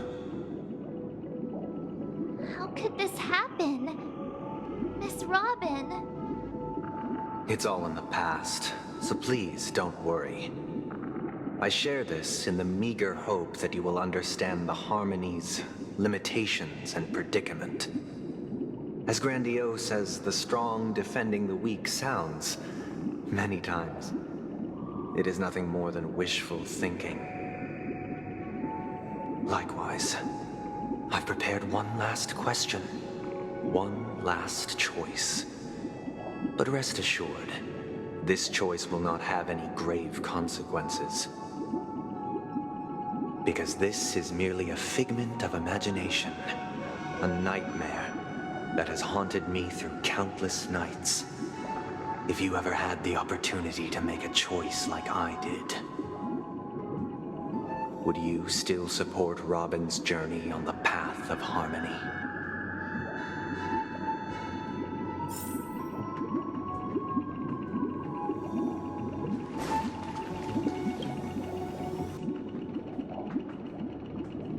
Miss Robin's courage is admirable. And here I was thinking she was just another superstar celebrity.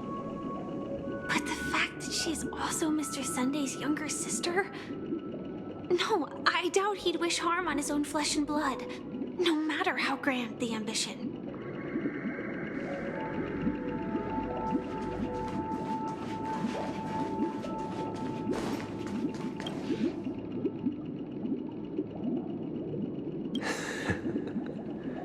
I see. I am now aware of everyone's stances. Raising these questions merely serves to illustrate one point. The plight of Penacony cannot be salvaged by the harmony. The true foundation for a sweet dream paradise can only be established through the order where the strong govern the weak. I know the suffering of being tormented, the turmoil of losing your way, how sorrow and even despair set in when matters don't work out. All of this causes me unending pain, because this is not what happiness is at all. We must teach the weak how to live a happy life. And this life isn't some noble propriety that the upper crust preaches, but in definitive terms, a way of survival that belongs to everyone. So what is your definition of living a happy life? Good question. Human consciousness is fundamentally an illusion, a cage known as self-worth. People lured in by this illusion make mistakes, yet still ask that external influences bear the burden. When one mistake after the next permeates the masses, they become impossible to trace. Thus, the amassing of these individual cages culminate to form a prison, a place dictated only by the rule of survival of the fittest. Nature is always accompanied by predation and sacrifice. Its antithesis is known as order. That is what I want to do. Unite people's happiness under the banner of order. They won't need to make bitter choices any longer, nor face the weaknesses of humanity. They can cast aside their primal instincts to build a haven for mankind. Simply describing thoughts is far too abstract, so allow me to provide a simple example. As you all may know, there are societal norms like weekends and long weekends that exist on some worlds. During these hard-earned rest days, people are given the chance to extricate themselves from the stresses of everyday life, allowing a certain tranquility to return to their souls. And it is only on these days that people do not have to adhere to the law where the strong prey on the weak. They can live out their lives happily during these brief intermissions.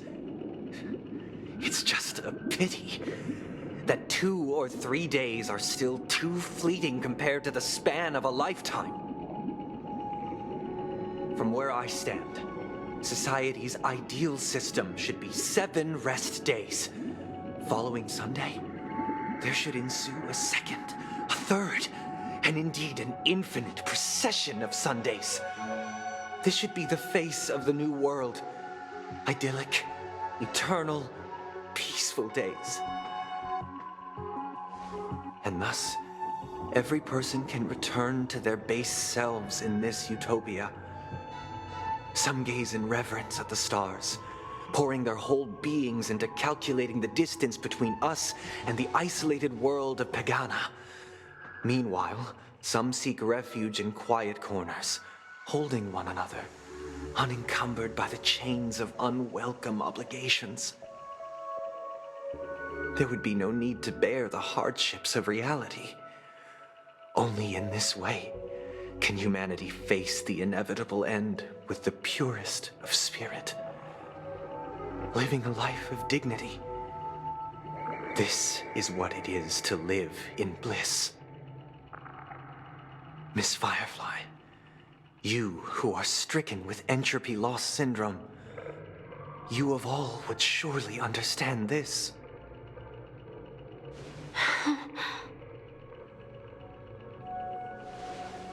It sounds like a flawless theory.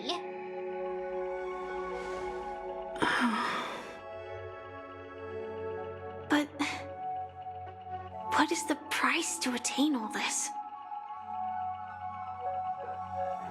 The cost is minute, merely a personal and eternal sacrifice. If this paradise is to be maintained for everyone, someone must remain trapped in solitary awakening until the end of the cosmos. Awakening. Which means that this so-called paradise is still a dream. Stepping into this paradise means forsaking reality, correct? It is not forsaking, but transcending. Flesh, blood, sorrow, weakness. If the physical is the root of spiritual suffering, it is only logical that we defeat it. But in this supposed bliss, people won't have defeated their demons. The chance to overcome their tribulations would be forever lost to them. In other words, it is an escape. That's another way of understanding it. But there is no shame in escape. On the contrary, the seeds of escape exist in everyone's hearts. Don't you agree, Miss Firefly? And as to why we sleep, it is because we are afraid to awaken from our dreams. But this is not in conflict with the grand plan. Only in acknowledging this can we truly understand the frailty of human nature, and from there, show compassion and protection.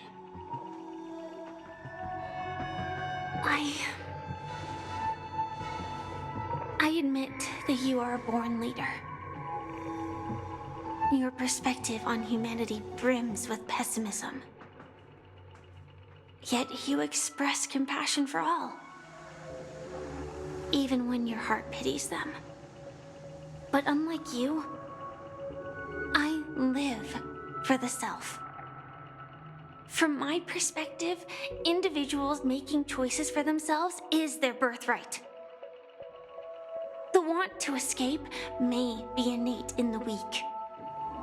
But whether they are weak or not, it is not up to another to decide.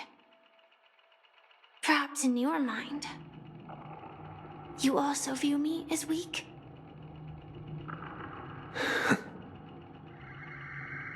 Because I don't think so. Since Miss Firefly has said her piece, the Astral Express will also naturally give you our answer. We'll leave it to you. Just as Mr. McHale instructed before. Tell him our choice.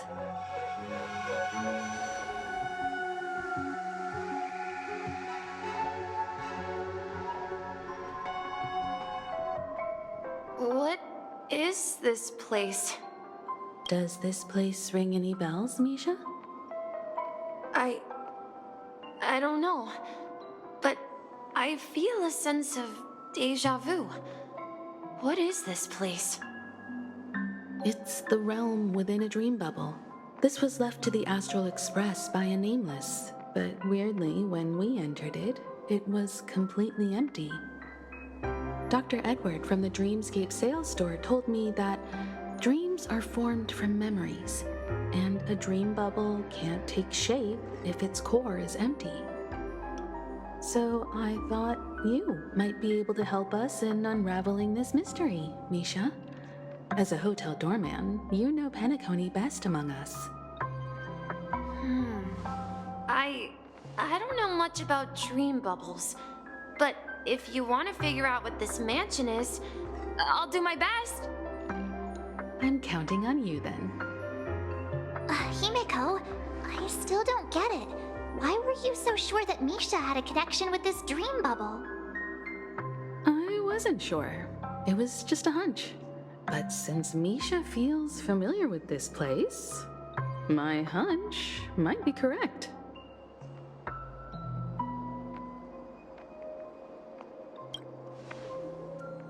Exactly.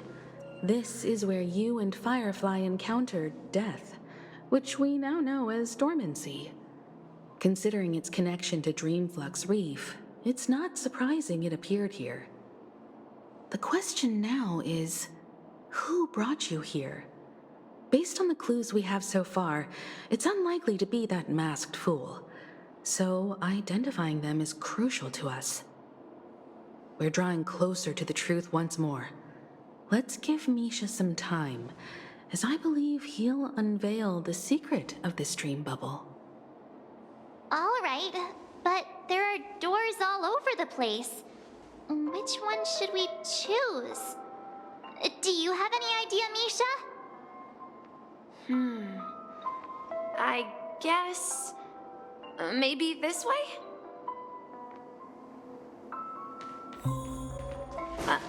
I'm not entirely sure, but let's give it a try.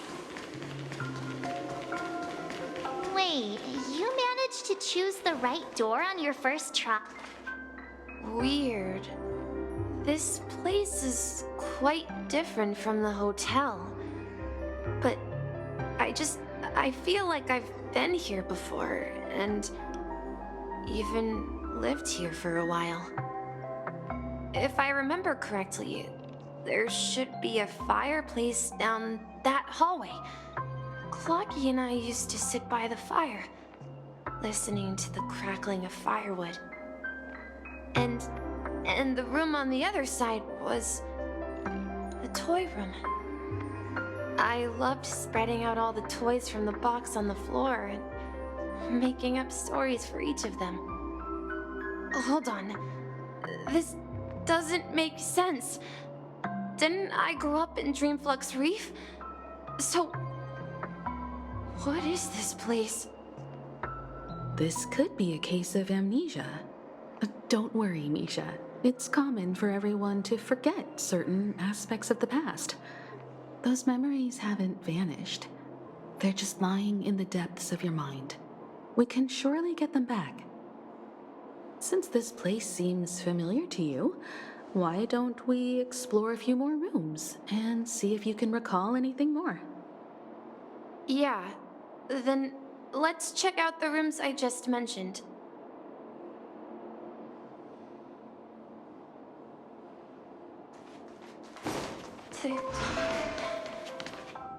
I heard some noises from the room. Origami Bird? That's a friend of mine. You and Origami Bird are friends? Yeah. It's a member of the Compass crew, just like Clocky and Miss Mirror. And there's more than just one Origami Bird. They are a big family with lots of brothers and sisters who look the same. They follow Miss Mirror's orders and handle all sorts of jobs on the ship. They're the best sailors. Sailors? Can origami birds be sailors? Could you tell us more about the compass, Misha? The Compass is a ship bound for the New World. Clocky and his partners travel through layers of fog to the depths of the sea. Whenever there is danger, Clocky will use a compass and guide the ship in the right direction. That's a great story. But in the Penacony cartoon, Clocky and his partners have always lived in Dreamville and never ventured out, right? Huh? Oh, that does seem to be the case. Weird. I clearly remember Clocky arrived in the New World in the end. Perhaps Clocky has a hidden past. So, where has Clocky gone? Did he leave to protect Dreamville? Mikhail, that's the name. Now we all know him as the Watchmaker. So, who is he talking to? Do you know anything about it, Misha? I'm sorry. I don't know much about the Watchmaker. But, Mikhail... Anything special about that name? Mikhail is Grandpa's name. Grandpa? Do you mean you're the Watchmaker's grandson? But we haven't heard anything about the Watchmaker having descendants. And the name Mikhail is not rare. Perhaps it's merely a coincidence. Could you tell us more about your grandpa, Mikhail? Yeah, sure. He was a seafarer who fearlessly ventured into mysterious seas and storms. He was always on the sea and had lots of friends who accompanied him on his travels. He didn't want me to call him Grandpa because that would make him sound old. He believed he was still young. The name Mikhail was given to him by his parents, Mihaly and Elise, both renowned seafarers. Every time he came back, he'd share his logbook with me and tell me about his adventures at sea. I want to become a great adventurer, just like him. It appears that the Seafarer has nothing to do with the Watchmaker. So, perhaps it's just a coincidence? So, where is your grandpa now? He went off on a new journey, and it's been quite a while since I last saw him. I think I hear the sound of water. You once mentioned there's a magnificent fountain up ahead. Look, there it is! The water resembles a precious jewel embedded in the dreams of all seafarers. Every time I gaze at the shimmering lights beneath the waves, it feels as though I'm back in this place, standing by your side. Have you recalled anything, Misha? Yeah, I saw these sentences in Grandpa's logbook. He used to say that despite the perils of the sea, whenever he stood on the deck in the afternoon, overlooking the sparkling waves, he would think of this fountain in front of his house. He often said that those moments felt like returning to his family's side, and the difficulties at sea didn't seem quite as challenging. You know, I quite understand such sentiments.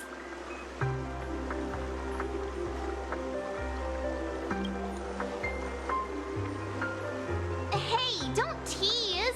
I was just being a bit sentimental.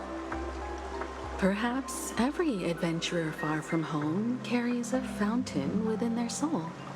Even though the other side of the sea remains shrouded in the unknown, the fountain in front of his house serves as a compass, leading him back to his cherished ones. Yeah, while Grandpa was at home, we would stand by the fountain and place the compass, a toy boat that I made, into the pool. Back then, I would ask him when I could go on adventures like him, and he would always laugh and say I was still too young. It seems this Mikhail is truly a seafarer and has nothing to do with the Watchmaker. Yeah. Based on Misha's recollections, the scenes in the dream bubble appear to be his childhood memories. But this raises more questions. According to Misha, he was clearly born on an oceanic planet and led an ordinary life, with no connection to Penacony at all. Could this be some sort of metaphor? Perhaps the sea refers to the memory zone. I'm sorry. I don't know, but I memories keep pouring out uncontrollably, like water flowing from a fountain. Perhaps I'll remember more things if we go further. I wish to share your burden. We're going to the opposite side, right? No, we should turn left here. Huh? Something feels different about this. Up ahead is Grandpa's study. It was in that room. The atmosphere in this room feels totally different. Misha! You finally come! Clocky! You're here! Yeah. This is the room where we first met each other. Are those books on the bookshelf logbooks left behind by that seafarer? Yeah. Whenever he came back, he placed a logbook on the bookshelf in his room. They contain records of his expeditions to every corner of the world. He described our world as a fountain. At some point, the sea started to gradually swallow up the land where people lived. To ensure that everyone had land to settle on, he had to continue exploring the sea and search for the source of the rising seawater.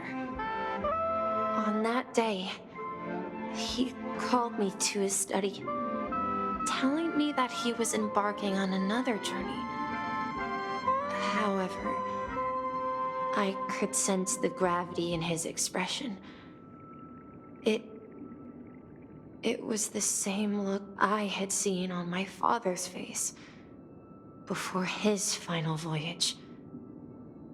I asked him if I could go with him, but he said that my adventure lay elsewhere and told me to stay home and patiently await a certain sound at the door.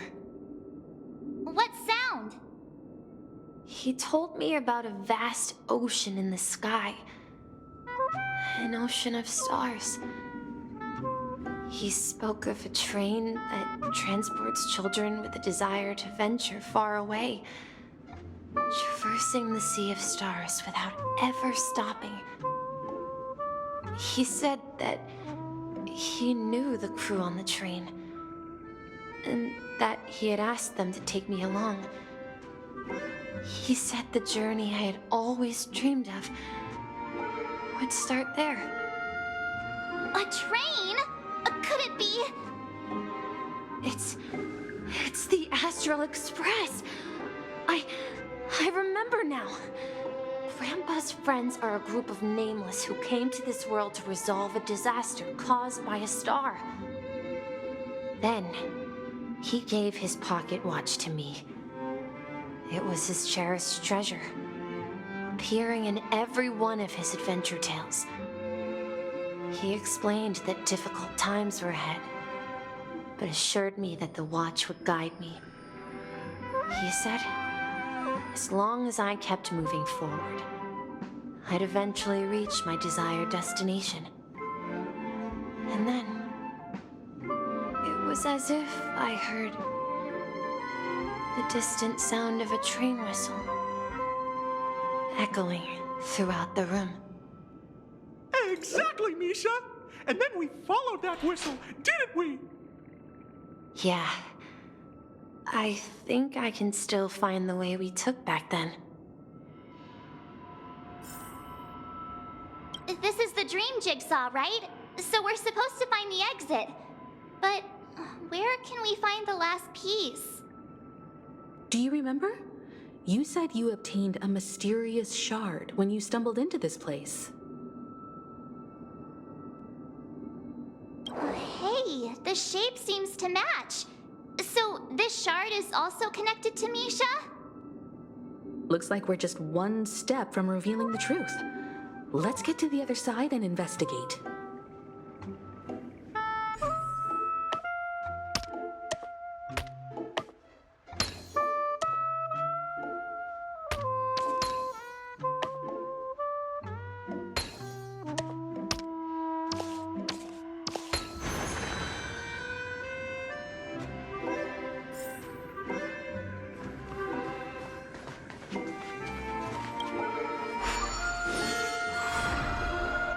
This is it.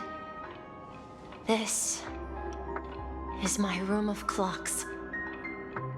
While I spent my time waiting for Grandpa to return from his voyage, Walter gave me this workshop, and it became my secret base.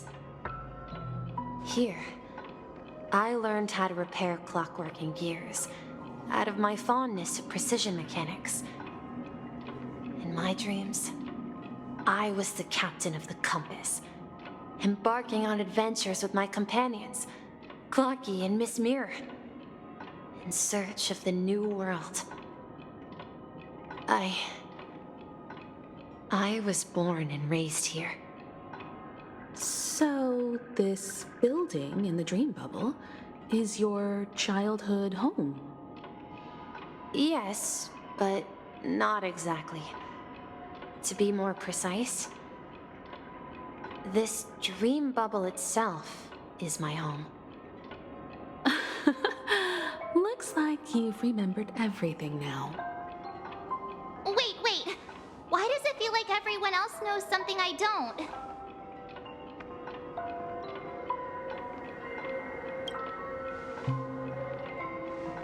March, do you remember when he mentioned a clocky that only he could see? Yeah, the little guy here, right? But we all saw him in Dreamflux Reef, right? And Mr. Yang even greeted him. Looks like everyone on the Astral Express has a childlike spirit. The answer lies in the Astral Express. His experience shows that neither Firefly nor Acheron can see this clocky. And when we were in Dreamflux Reef, you may have noticed that for some reason, nobody outside of the crew had ever talked with Clocky.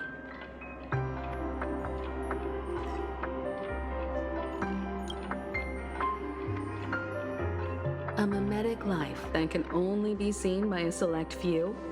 It's just like a hidden message left by someone for the nameless. But Misha can see Clocky too, right? They even grew up together. But Misha hasn't started the way of the Trailblaze yet. That's the key to the mystery, March. Now take a moment to recall. Have you ever seen anyone outside of the crew interact with Misha? Wait. No way! That's the answer, March 7th. This dream bubble is the place where I was born. And I'm a dweller in this dream. Just like a memory zone meme. I should have stayed here and waited for you. But when reality and memories merged, I unconsciously pushed open that door and left the bubble with Clocky.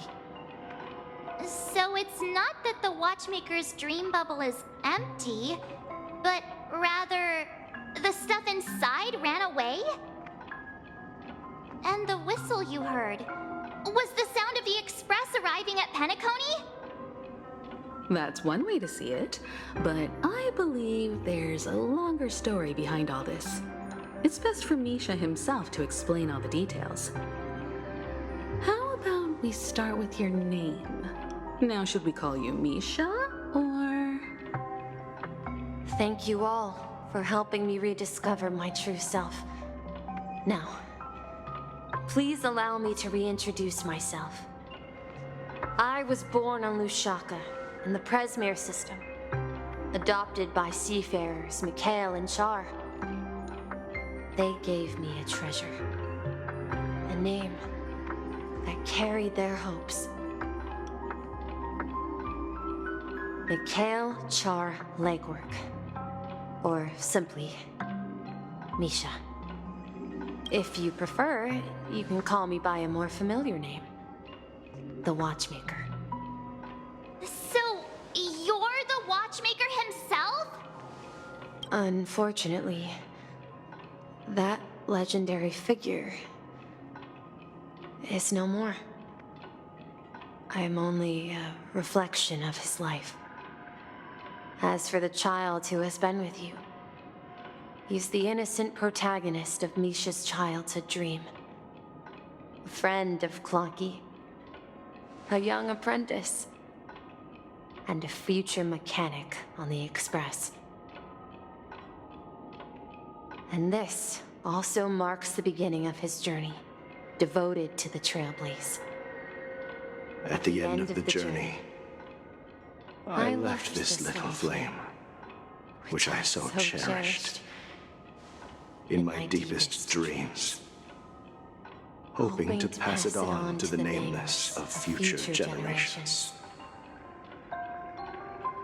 However, he somehow left the dream bubble and forgot all about his task.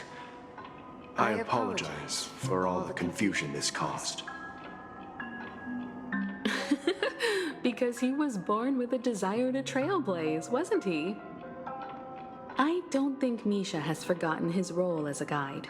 He remembered it, and that's why he mistakenly appeared as a hotel doorman in his dream from the very beginning. The one who brought our unconscious friend here must have been Misha. If that's the case, we encountered the Watchmaker's legacy from the beginning, didn't we? Well, I have a sarcastic friend who says I always take big detours and end up back where I started. Perhaps that's what every nameless has to go through. But in the end, you found me. I'm sure you're all wondering what my legacy is. I believe my hound has mentioned the Stellaron and my wealth. If I may apologize, the Stellaron part is real. As for my wealth, however, it's nothing more than a baseless rumor. I left my homeland as a child and embarked on the journey of Trailblaze. I traveled to various planets until finally reaching Asdana, where my friends and I built the original Penacony and fought for its future ever since. I've been moving forward all my life, doing what I could to overcome the obstacles in my path. But ultimately, my journey reached its end, and I left behind no possessions worth entrusting. So, if you ask what's left within this worn-out train engine that can be called a legacy, I suppose it's the things that are still burning in the engine's furnace. Now that you're well aware of the current situation of Penacony, I certainly hope that you'll help me get this world back on track. But I'll leave that decision to you, for the path of Trailblaze is never paved by others. All I have for you is a story and 2 gifts. I want to give you my pocket watch. It has accompanied me throughout my long journey, guiding that naive child forward, and has been blessed with the presence of so many great people up to this day. And my hat, too. The one who navigated for me placed it on my head and planted a fanciful thought in my mind. The trailblazing expedition will never end. Now, it's time for you to make your choice. Once you've made up your mind, open that door and enter the long dream of an old man. I'll be waiting for you at the end of this corridor of time. All right, everyone, let's make a decision. Although I don't think anyone will have any objections. Of course. We've come this far. Surely there's no other option than moving forward. In that case, it's unanimous. Then let's proceed together to the end of this stream and tell Mikhail our decision.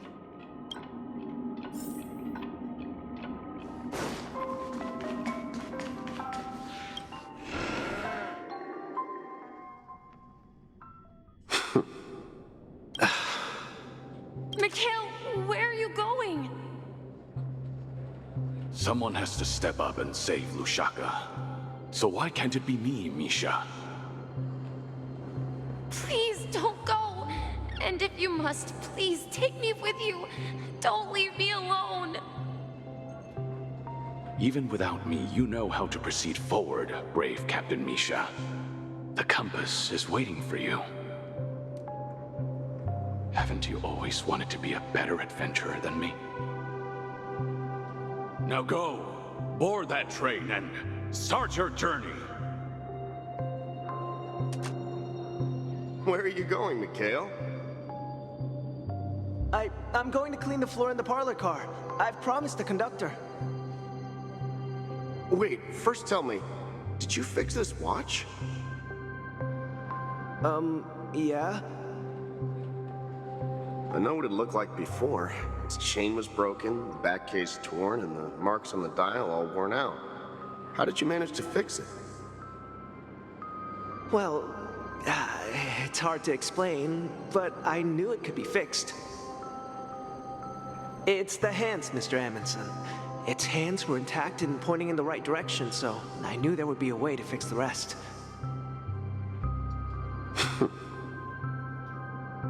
I see. You'll work with me from now on. Haven't you always wanted to tinker with this train? You're its mechanic now. As for the conductor, I'll do the talking. But I only know how to fix watches. Don't worry. You've got what it takes. I'll teach you what you need to know. Where are you going, legwork? It's time to head to our next stop.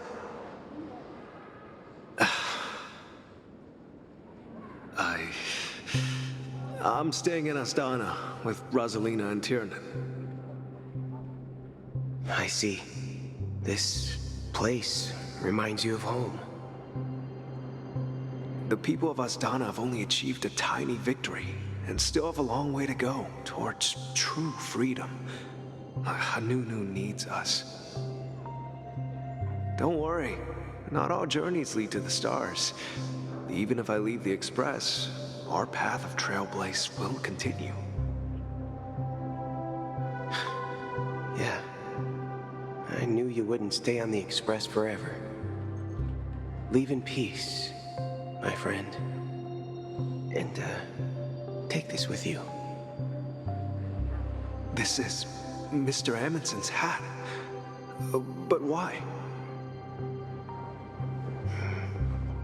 When he departed, he said he would leave it to his best student. Well, I suppose the time has come.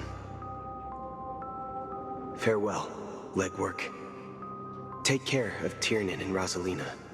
And don't forget to write to us.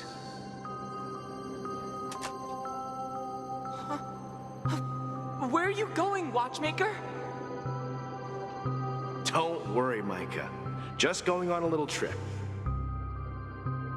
Someone has to be at the forefront of the interstellar frontier, and I'm the only former nameless in Penacony. So why can't it be me? Because you're all we have.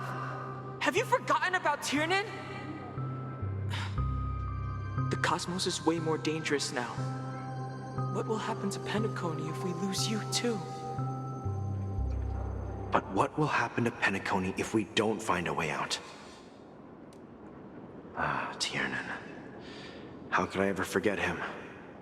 I've spent countless sleepless nights asking myself why I didn't go with him back then. We Nameless won't stop. Don't worry, Micah. It's just a matter of getting back to my old profession. Just wait for me to come back. But if, and it's a big if I don't come back in one piece, then you'll become the next Watchmaker. Where are you going, old man? Oh, you're here. Answer my question. What are you up to? Relax, Gallagher. I just came up with a great idea. Wanna hear it? Oh, come on. Aren't all your ideas just ways to get yourself killed? I may be blunt here, but you're the last remaining hero in Penacony. If you die too, the secret of the Stellaron will go to the grave with you. Yes, I'm afraid there's no way out in Penacony, so I'll have to consider alternatives beyond Asdana. We'll organize a festival using the Watchmaker's legacy as a facade and send invitations to the entire cosmos to gather people here. So, a desperate struggle against the family? Desperate?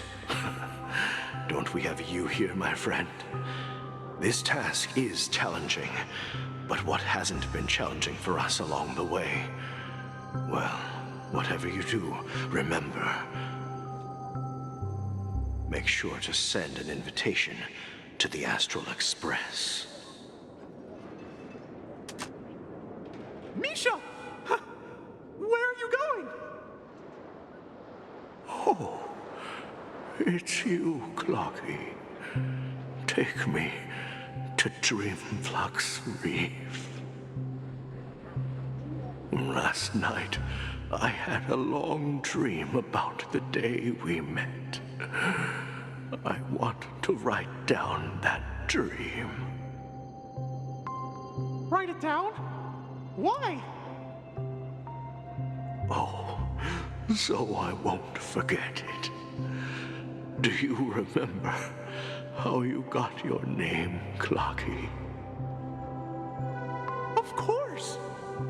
You told me that when you were a kid, you lived in a room full of clocks. Those wall clocks and pocket watches grew up with you and were your best friends. Yes, but what I didn't mention was there's a funny misunderstanding behind it. I was a kid, and there was always a special pocket watch in my memories. It was with my grandpa, guiding him on his sea voyages and leading the way in his every adventure story. I wanted to have a pocket watch like that too. And that's when you appeared in my dreams. Yeah. Every night, we boarded the compass and set sail together. But you know what? It wasn't until the day my grandpa gave it to me that I realized it wasn't a pocket watch at all. It was a compass. So, your name should have been Compassy. And the watchmaker is just a nameless.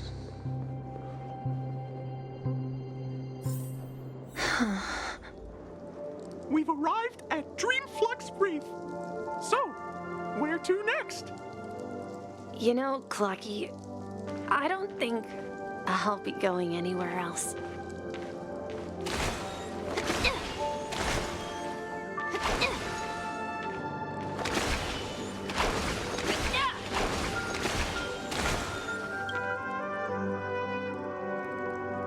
I've traveled far enough. It's time for a little break. Oh. So, we'll set out again. When you're rested? No, I'll stay here. And then, this is where it ends. This is where it ends? What do you mean, Misha? You told me that the Trailblazing expedition would never end. Yeah, that's what I said. So now, it's up to you to decide your next destination. My next destination? What's that supposed to be? I've been following you. Misha? You're acting weird today.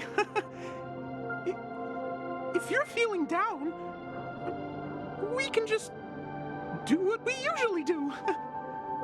With the clockwork. No, I'm not feeling down. As for clockwork, yeah, it resolves all problems in this dream. So, do you know what clockwork actually is? I'm not quite sure. Well, everyone gets lost at times. They may hesitate and doubt which way to go. That happens in this dreamscape and beyond. But don't worry. Everyone goes through moments of uncertainty and hesitation. Eventually, they gather the courage to make bold decisions. Whether it's calming, joyful, angry, or sad, all they need is a little nudge to take that step toward where they truly belong. I'm leaving that little nudge with you, and I hope you'll share it with others. Such is the essence of clockwork, the will of the Trailblaze.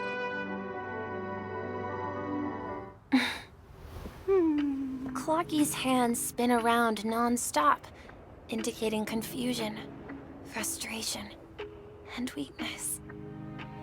But ultimately, people still need to move forward. Just like your hands, always pointing ahead. This is where my journey ends. From now on, it is your path to walk. Trailblazing means taking paths your predecessors forswore, and venturing even further. The Penacony in Mikhail's dreams does not belong to Order.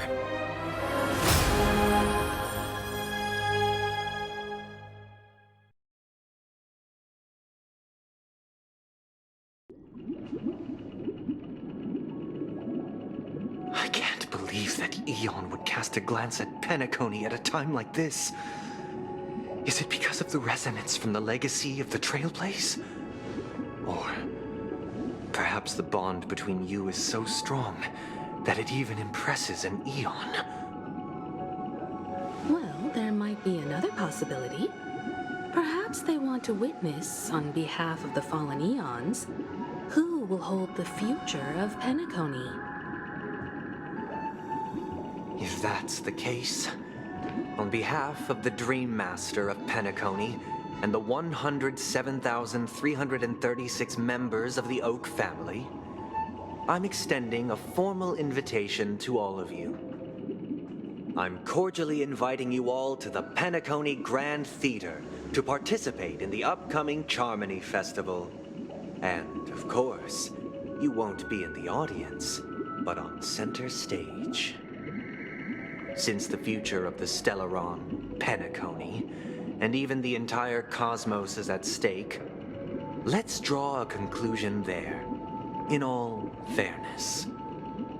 If you truly believe in Akavili's path, then show me their courage and determination.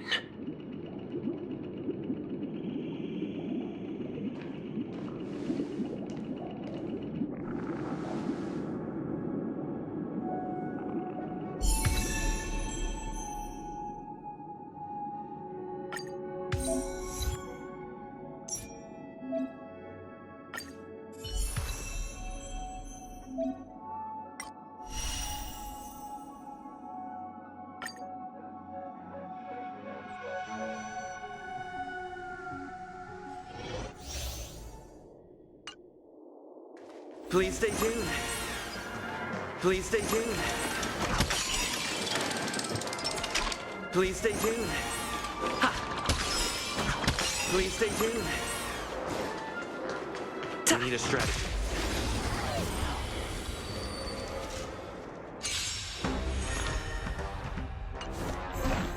Time to test our rapport. Dreams do come true. Ready for another?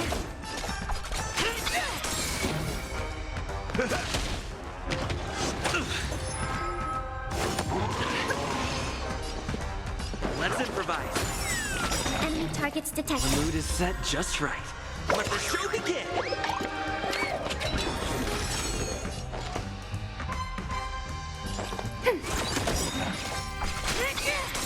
Enemy data secure. Net markers activated. Time for a good old counterattack. The order of the execute the Mara struck!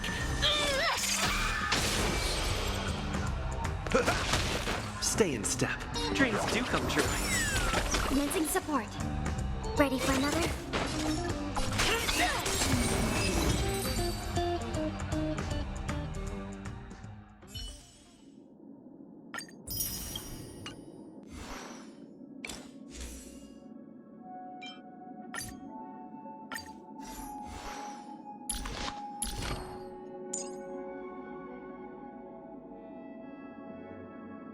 Before our paths diverge, savor the shared journey.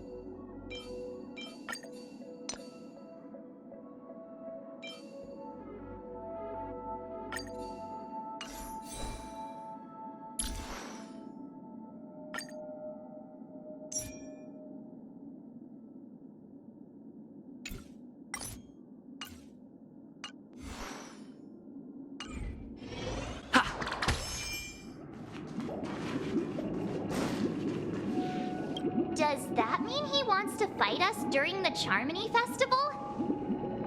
I'm afraid so.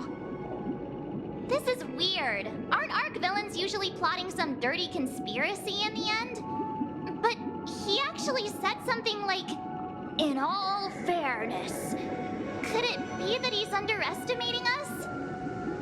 Well, in my opinion, Sunday is deeply committed to his own philosophy and genuinely wants to prove that the Order is right. I sensed a strong conviction and a desire for dominance in him. Maybe he won't accept the outcome unless he wins fair and square. That's why he'll give it his all in the upcoming battle.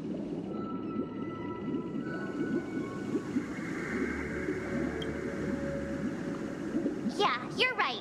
We've even dealt with a Lord Ravager of the Destruction, so a follower of the Order won't be a big deal. Anyway, we can't leave the Stellaron unchecked. This is about trailblazing a bright future for Penacony and fulfilling Mikhail's and his predecessors' long-cherished wishes. Now that we've taken up the mantle, we can't afford to fail them. However, the same applies to the Order. Their plan didn't materialize overnight, and they have the profound collective consciousness of the planet of festivities behind them.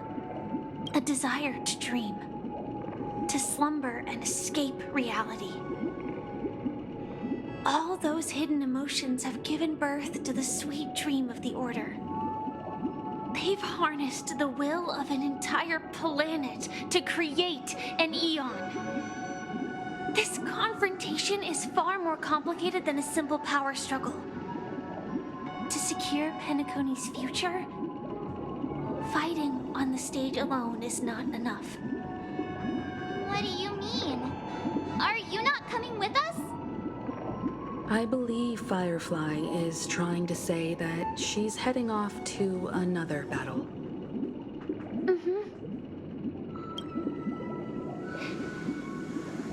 Before I left, destiny slave told me that this journey would bring unforgettable rewards.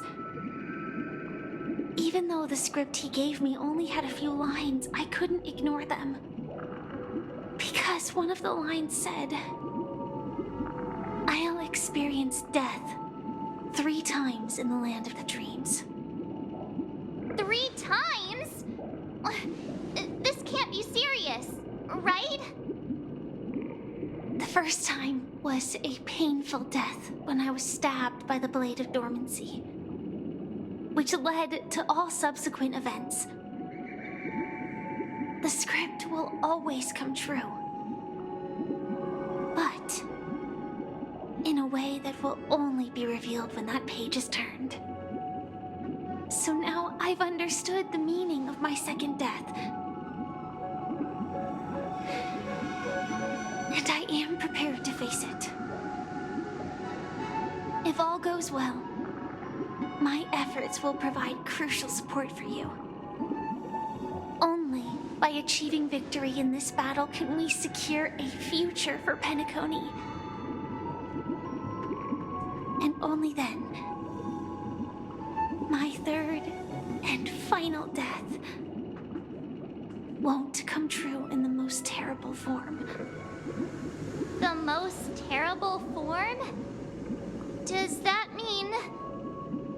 The true death, where everyone in Penacony loses themselves completely in the eternal sweet dream of the Order.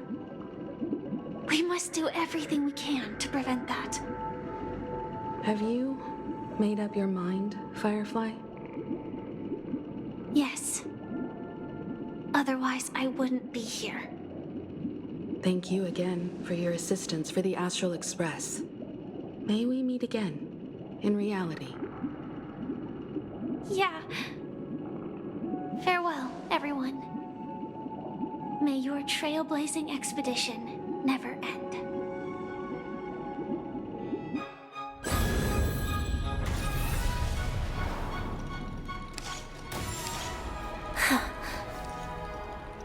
I dreamed of a scorched earth. Everyone, are you ready? A new shoot sprouted from the earth. It bloomed in the morning sun and whispered to me. Like fireflies to a flame, my biggest death. May we meet again in reality.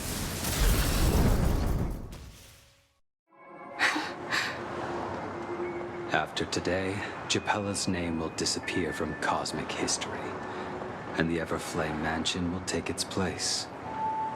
In the not-too-distant future, you'll receive an invitation. That's your next stop. Land of the dreams. Penacony. I hope you find whatever you seek there. Be it answers or salvation. You mean my 3 deaths? Silverwolf told me about it. It's such a shame that it's not part of my script. Well, I want to live. I'm never afraid of death. The opposite of death is eternal life, and that's something I'll never desire. People die, and I am no exception. Death is like a script, a fate that cannot be defied. But that's exactly why we have to choose where we want to rest forever. Do you exist just to perish? Are you not the same, Blade? The end you desire is not one dictated by others. If I were to die now, I would only be a weapon. I believe I should die as a human. Though its definition escapes me, isn't this the answer that ordinary people look for their whole lives? A name that can be carved onto their tombstone. The tombstone that belongs to me once bore the inscription, Glamoth's Iron Cavalry. Then it changed to Stellaron Hunter. But one day, it will bear the name Firefly. And all the brilliance she showed at the end of her life.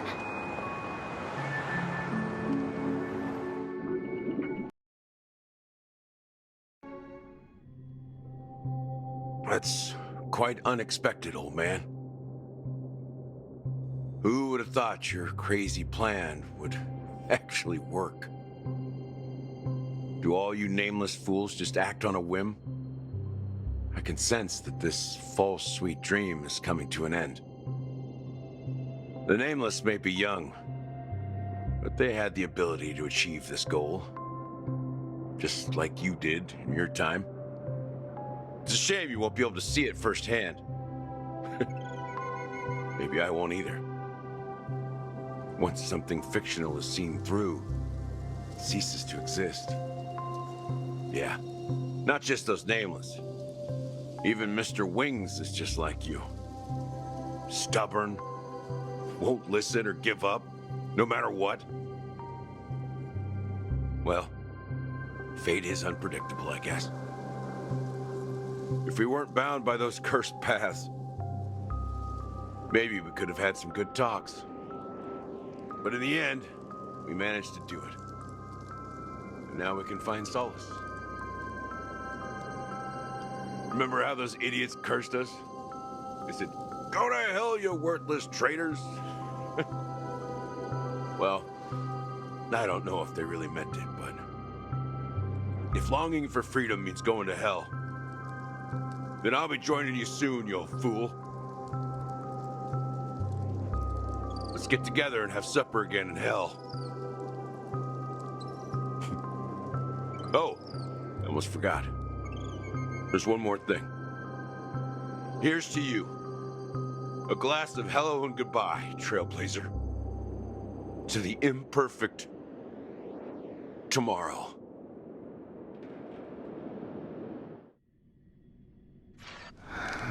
It's warm here, isn't it? You're lucky to have found shelter from the rain. Let alone fresh berries in this desolate place. I was just following the scent of life. It's particularly strong in a place like this. It's a shame these berries don't have much flavor. Seriously? In case you didn't know, this fruit is pretty juicy. The only downside is that when you chew it, it becomes extremely spicy.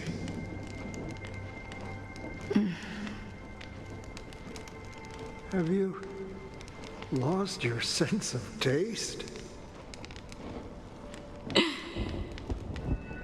I can still taste certain things, like a faint sweetness.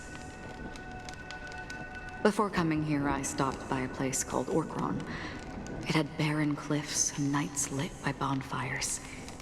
Burgundy snow would fall from the sky, and when it landed on my tongue, it tasted like raspberries. The flavor wasn't exactly sweet, but it left a lasting impression. When I think back on my past, I realize that what's tying everything together isn't the big events, but rather these small yet unforgettable moments. Don't worry about it. Losing oneself is a reality that every self-annihilator must face. At least I haven't completely lost my senses and memories yet. Well, congratulations on adding another footnote to your journey. By the way, are you always alone? No, I had a companion in Orkron. She's a short, nameless girl who aspired to explore IX. She always said she'd walk a path deeper and farther than Akavili's. Quite an ambition for such a small girl. So, what happened? She became stagnant water. Well, my condolences. Condolences. I don't need them. The girl left with a smile. She never regretted her choice and most definitely wanted me to say goodbye with a smile. So, that's what I did. That's proof that you're grieving for her. Or perhaps I'm just afraid. Afraid? I rarely sense that emotion from you. What do you fear? I'm afraid I'll forget the 30 days I spent with her, just like all the other days in my life. Most of them have already washed away with the rain, disappearing into an unseen realm. I fear that those vivid red memories will fade away too. There isn't much color left. And besides this faint, warm red, there's almost nothing. Hard to imagine. A ranger accustomed to bloodshed, destruction, and chaos finding warmth in the red color. Because I have experienced this warmth many times. Long ago, I promised someone that I'd bring it to more people. And that for every remaining moment of my life, I'd strive for a better ending for all. As long as this red color still lingers, I have a chance to fulfill that promise. It represents a burning fire, a blooming flower, the berries in this cave, and life itself, fleeting yet still dazzling. In the end, it will lead me beyond the horizon of existence. And on the other side, I will cut off nihility. The one blessed by the sleeping and shapeless is considering how to kill them. That's truly pure nihility. But you're right about one thing. After spending so much time near this stagnant water, only when I look at this vibrant red fire do I realize that I'm still alive. When will this rain ever stop? Perhaps when the sorrows of the departed have finally quieted down, the sky will clear up.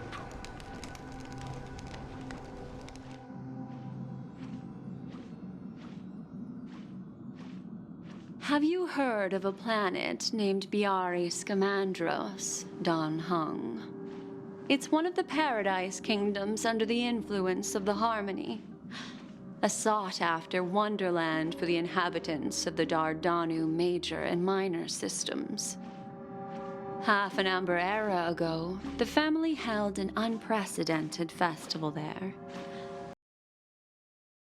And after that, everyone on the planet became part of the family. Do you think the same thing will happen on Penacony? Yes. Or how else can we explain it? The family deliberately used the Watchmaker's invitation to keep all the Pathstriders here, but banished the Emanator of the Nihility. Because of the nihility, I'm rarely affected by the of other paths, but somehow I can unconsciously infiltrate them. Maybe that's the risk they're trying to avoid. I would disagree. Biari Scamandros is not part of the credit system or connected to the Silver Rail. It's nothing more than a remote civilization sheltered by the Harmony. But Penacony is different. If the family messes with Penacony, that would be like declaring war on almost half of the factions in the cosmos. They have no reason to do that. No, they don't. If they truly serve the Harmony, that is. What do you mean? The path in Penacony is impure. The Harmony here has impurities. Do you remember the ancient swarm disaster? Tazeront, the propagation, brought endless havoc to the universe, and it eventually evolved into a fierce battle among all eons. 2 paths lost their eons in that war, the propagation and the order. Coincidentally, their downfall is related to a certain eon. Shipe, the Harmony. Legend has it that they participated in the crusade against the Imperator Insectorum and devoured Anna the Order for unknown reasons. Holy forgaroni. So you're saying that the 2 leaderless paths are working behind the scenes? But I don't see any descendants of the propagation in Penacony. Could it be that the remnants of Beyond the Sky Choir are hiding within the family, trying to resurrect a fallen eon? I can't say for sure, but they're definitely planning something for the Charmony Festival. This is getting way too complicated. Is this why you want us to leave Astana right away? Are you giving up? The Charmony Festival will start soon. There's one thing that I need to confirm no matter what. A warp jump is the best way to do so. Time is running out. I have another plan.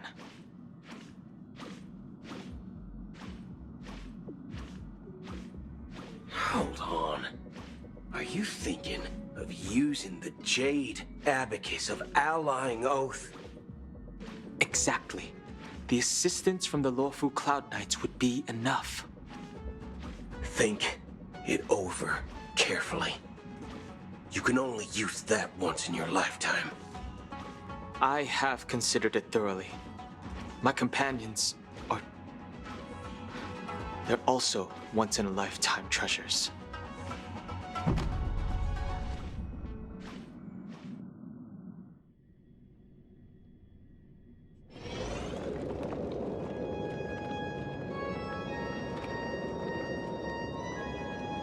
Are you the only one here, my child?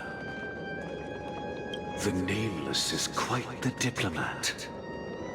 Our secrets have spread like wildfire within the family. And IPC starships are gathering towards Astana. This is a crucial moment for us. So, where is the chosen one who harmonizes the varied sounds?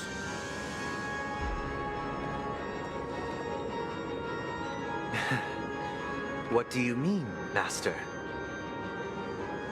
I'm right here in front of you, aren't I? You know, she was supposed to be the star of the Charmony Festival in our plan. But the plan has changed. As her brother, I know she doesn't want to sing for the Order, so I'll take her place. You've always been wise beyond your years. I'm sure you understand the consequences of your choice.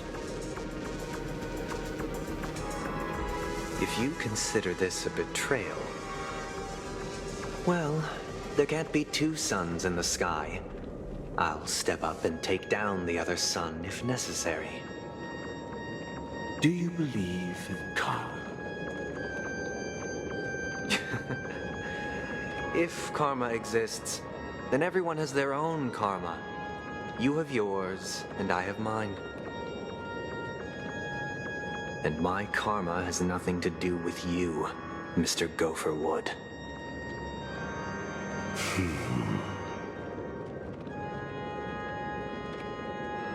All right.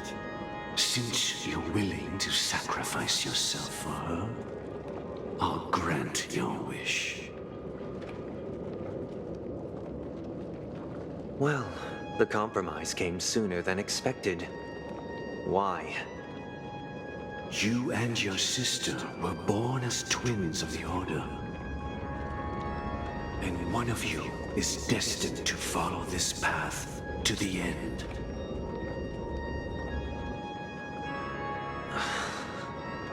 Is this part of your plan?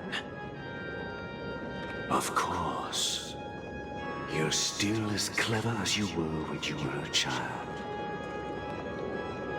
The opening is near. Go, my child. Seize the power of the harmony and reveal your karma. I have one final question, Master. Why did you choose to bring the Order to Penacony? Wouldn't it have been better to choose a desperate world instead of a city filled with hope and dreams? Why? It's for justice, my child. If we lose justice in our hearts, we'll make the same mistake as the Harmony did. So, it's not you who manipulates the dreamscape with the Stellaron, but... Well, that's where our conversation ends. Go ahead. The 107,336 souls of the Oak family have dreamed of this moment too many times.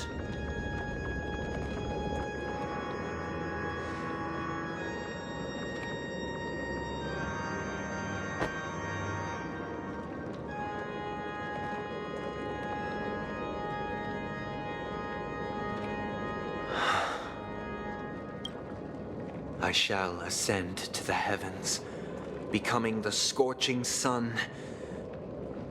Bathed in my light, my people shall flourish, while all evil shall be eradicated. This is the interior of the Penacony Grand Theater. It's quite exhilarating to be flushed into the air by Soulglad. But why is the venue still closed when the Charmony Festival is about to start? And not only that, the entire theater is eerily quiet. No audience, no staff, no one around.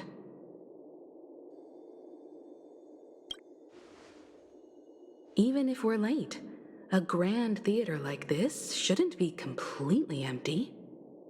Let's explore around. Be careful, everyone.